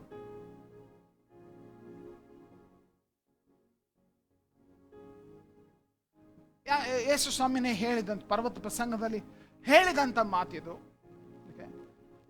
ಮತ್ತಾಯ 5:6, ನೀತಿಗೆ ಹಸಿದು ಬಾಯಾರಿದವರು ಧನ್ಯರು, ಅವರು ತೃಪ್ತರಾಗುವರು. ತೃಪ್ತಿ ಬೇಕಾಗಿದ್ದಲ್ಲಿ ಹಸಿವೆ ಬೇಕು. ದೇವರಿಗಾಗಿ ಹಸಿದು ಬಾಯಾರಿದವರನ್ನ ದೇವರು ತೃಪ್ತಿಪಡಿಸ್ತಾನೆ. ಓಕೆ, ನೀರ್ ಬೇಕಂತ ಯಾರು ಬಾಯಾರ್ತಾರೆ ಅವರಿಗೆ ನೀರು ಕೊಡ್ತಾನೆ. ನಾನು ಹೊಟ್ಟೆ ತುಂಬಿದೆ, ನನಗೇನು ಬೇಕಾಗಿಲ್ಲ ಅನ್ನುವಂಥವ್ರು ಇದ್ದಾರೆ. ಈ ವಾಕ್ಯ ಕೇಳ್ತಾ ಇದ್ದೀರಿ ನೀವು, ಸುಮ್ಮನೆ ಟೈಮ್ ಪಾಸ್ಗಾಗಿ ಕೇಳ್ತಾ ಇದ್ರೆ ನೀವು ಹೆಂಗೆ ತುಂಬಿಸಲ್ಪಡ್ತೀರಿ? ನನಗೂ ಈ ತುಂಬಿರುವ ಅನುಭವ ಬೇಕು ಎಂಬುದಾಗಿ ಇದ್ರೆ ಆತನ ಕಾರ್ಯ ಮಾಡಲಿಕ್ಕೆ ಸಾಧ್ಯ. ಮತ್ತು ಕೊನೆಯದಾಗಿ ಆತ್ಮನ ವಿಷಯಗಳನ್ನ ಆಸಕ್ತಿಯಿಂದ ಹುಡುಕ್ತಿರಬೇಕು. ಹಸಿದು ಬಾಯಾರಿರಬೇಕು ಒಂದು. 5ನೇದಾಗಿ ಆಸಕ್ತಿಯಿಂದ ಹುಡುಕು. ಓಕೆ, ಬಹಳ ಬಹಳ ಅವಶ್ಯಕವಾಗಿ ಮಾಡಬೇಕಾದದ್ದು ಆಸಕ್ತಿಯಿಂದ ಹುಡುಕು. ardently pursue the things of the spirit. ಬಹಳ ವಿಶೇಷ. ಇನ್ಫ್ಯಾಕ್ಟ್ ನಾವು ಲೂಕನ ಸುವಾರ್ತೆ 24ನೇ ಅಧ್ಯಾಯದ 53ನೇ ವಚನದಲ್ಲಿ ಆದಿ ಸಭೆಯ ಲಕ್ಷಣವನ್ನ ಅಲ್ಲಿ ನಾವು ನೋಡ್ತೇವೆ. ಅವರು ಆಸಕ್ತಿಯಿಂದ ಅಲ್ವಾ, ಅವರು ಯಾವಾಗಲೂ ದೇವಾಲಯದಲ್ಲಿ ದೇವರನ್ನ ಸ್ತುತಿಸುತ್ತಾ ಕೊಂಡಾಡುತ್ತಾ ಇದ್ರು. ಆಮೇಲೆ ಅಲ್ಲಿ ದೇವರ ಆತ್ಮನ ಅಭಿಷೇಕ ಅವರಿಗೆ ಆಗುವಂಥದ್ದನ್ನು ನೋಡ್ತೇವೆ. ನಾವು ಮನಸ್ಸಿಲ್ಲದೆ ಸಂಪ್ರದಾಯದಂತೆ ಆಚರಣೆಯಂತೆ ನಾವು ಕೂಡುತ್ತೇವೆ. ಪ್ರಿಯರೇ, ಆಸಕ್ತಿ ತೋರಿಸಿದರೆ ದೇವರು ನಮ್ಮಲ್ಲಿ ಆಸಕ್ತಿ ತೋರಿಸ್ತಾನೆ. ಪ್ರಿಯರೇ, ನಾವು ಗೊಳಿಸ್ತಾ ಇದ್ದೇವೆ. 3 ವಿಷಯಗಳನ್ನ ನಾವು ನೋಡಿದೆವು. ಆತ್ಮಭರಿತ ಜೀವಿತ, ಆತ್ಮನಲ್ಲಿ ನೆನ್ಪಿಟ್ಕೊಳ್ರಿ, ಆತ್ಮಭರಿತರಿಂದಾಗ ಪರಿಶುದ್ಧಾತ್ಮನಲ್ಲಿ ಅನ್ನುವಂಥ ಶಬ್ದದ ಅರ್ಥ ನೋಡಿದೆವು. ಪ್ರಭಾವ, ಮಾರ್ಗದರ್ಶನ ಎಂಬುವಂಥದ್ದು, ಆಶೀರ್ವಾದ ನೋಡಿದೆವು. ಆತ್ಮಭರಿತ ಜೀವಿತದ ಆಶೀರ್ವಾದ 14 ಆಶೀರ್ವಾದಗಳು ನೋಡಿದೆವು. ಮತ್ತು ಪರಿಶುದ್ಧಾತ್ಮ ಭರಿತ ಜೀವಿತದ ಅರ್ಹತೆ ಅಥವಾ ಯೋಗ್ಯತೆಯನ್ನು, ರಕ್ಷಣೆ ಹೊಂದಿರಬೇಕು, ಆತ್ಮಭರಿತನಾಗಿರಬೇಕು, ಲಭ್ಯವಿರಬೇಕು, ಹಸಿದಿರಬೇಕು, ಆಸಕ್ತಿ ಹೊಂದಿರಬೇಕು. ಪ್ರಾರ್ಥನೆ ಮಾಡಿಕೊಳ್ಳೋಣ. ಸರ್ವಶಕ್ತನಾದ ದೇವರೇ, ಈ ಒಂದು ಅಧ್ಯಯನದಲ್ಲಿ ಭಾಗವಹಿಸಿದಂಥ ಪ್ರತಿಯೊಬ್ಬರಿಗಾಗಿ ಸ್ತೋತ್ರ. ಸ್ವಾಮಿ, ಪ್ರತಿಯೊಬ್ಬರು ಆತ್ಮಭರಿತರಾಗಬೇಕು. ವಿಶ್ವಾಸಿಗಳಾಗಿ ರಕ್ಷಣೆ ಹೊಂದಿದ್ದೇವೆ ಅಂತ ಹೇಳುವಂಥ ಪ್ರತಿಯೊಬ್ಬರು ಆತ್ಮಭರಿತರಾಗಬೇಕು. ಪರಲೋಕದ ಈ ಬಲ, ಈ ಶಕ್ತಿ ಪ್ರತಿಯೊಂದು ಮನೆಗಳಲ್ಲಿ ಕಾರ್ಯ ಮಾಡಬೇಕು. ಹಾಗೆ ನೀನು ಆಶೀರ್ವದಿಸು. ಈ ಅಧ್ಯಯನವನ್ನು ನಾವು ಮುಂದುವರಿಸುವಂತೆ ಮುಂದಿನ ದಿವಸಗಳಲ್ಲಿಯೂ ಕೂಡ ನೀನು ಕಾರ್ಯ ಮಾಡು. ಈ ದಿವಸ ನಮ್ಮೊಂದಿಗೆ ಮಾತನಾಡಿದಕ್ಕಾಗಿ ಸ್ತೋತ್ರ. ಯೇಸು ಸ್ವಾಮಿ ಹೆಸರಿನಲ್ಲಿ ಪ್ರಾರ್ಥಿಸಿದ್ದೇವೆ ತಂದೆಯೇ, ಆಮೆನ್. ಧನ್ಯವಾದಗಳು ನೀವು ಭಾಗವಹಿಸಿದ್ದಕ್ಕಾಗಿ. ವಿಶೇಷವಾಗಿ ಇಷ್ಟೊಂದು ಲೇಟ್ ಆಗಿಯೂ ಕೂಡ ನೀವು ಭಾಗವಹಿಸಿದ್ದಕ್ಕಾಗಿ ಧನ್ಯವಾದಗಳು. ಈ ಸಾಯಂಕಾಲ 7 ಗಂಟೆಗೆ ಮತ್ತೆ ನಾವು ಚರ್ಚೆಗಾಗಿ, ಅಪೊಸ್ತಲರ ಕೃತ್ಯ 2ನೇ ಅಧ್ಯಾಯದ ಚರ್ಚೆಗಾಗಿ ಸೇರಿ ಬರ್ತೇವೆ. ದಯಮಾಡಿ ಬಂದು ಜಾಯ್ನ್ ಆಗ್ರಿ. ಈ ವಿಡಿಯೋನು ಕೂಡ ದೇವರು ನಿಮ್ಮನ್ನು ಆಶೀರ್ವದಿಸಲಿ.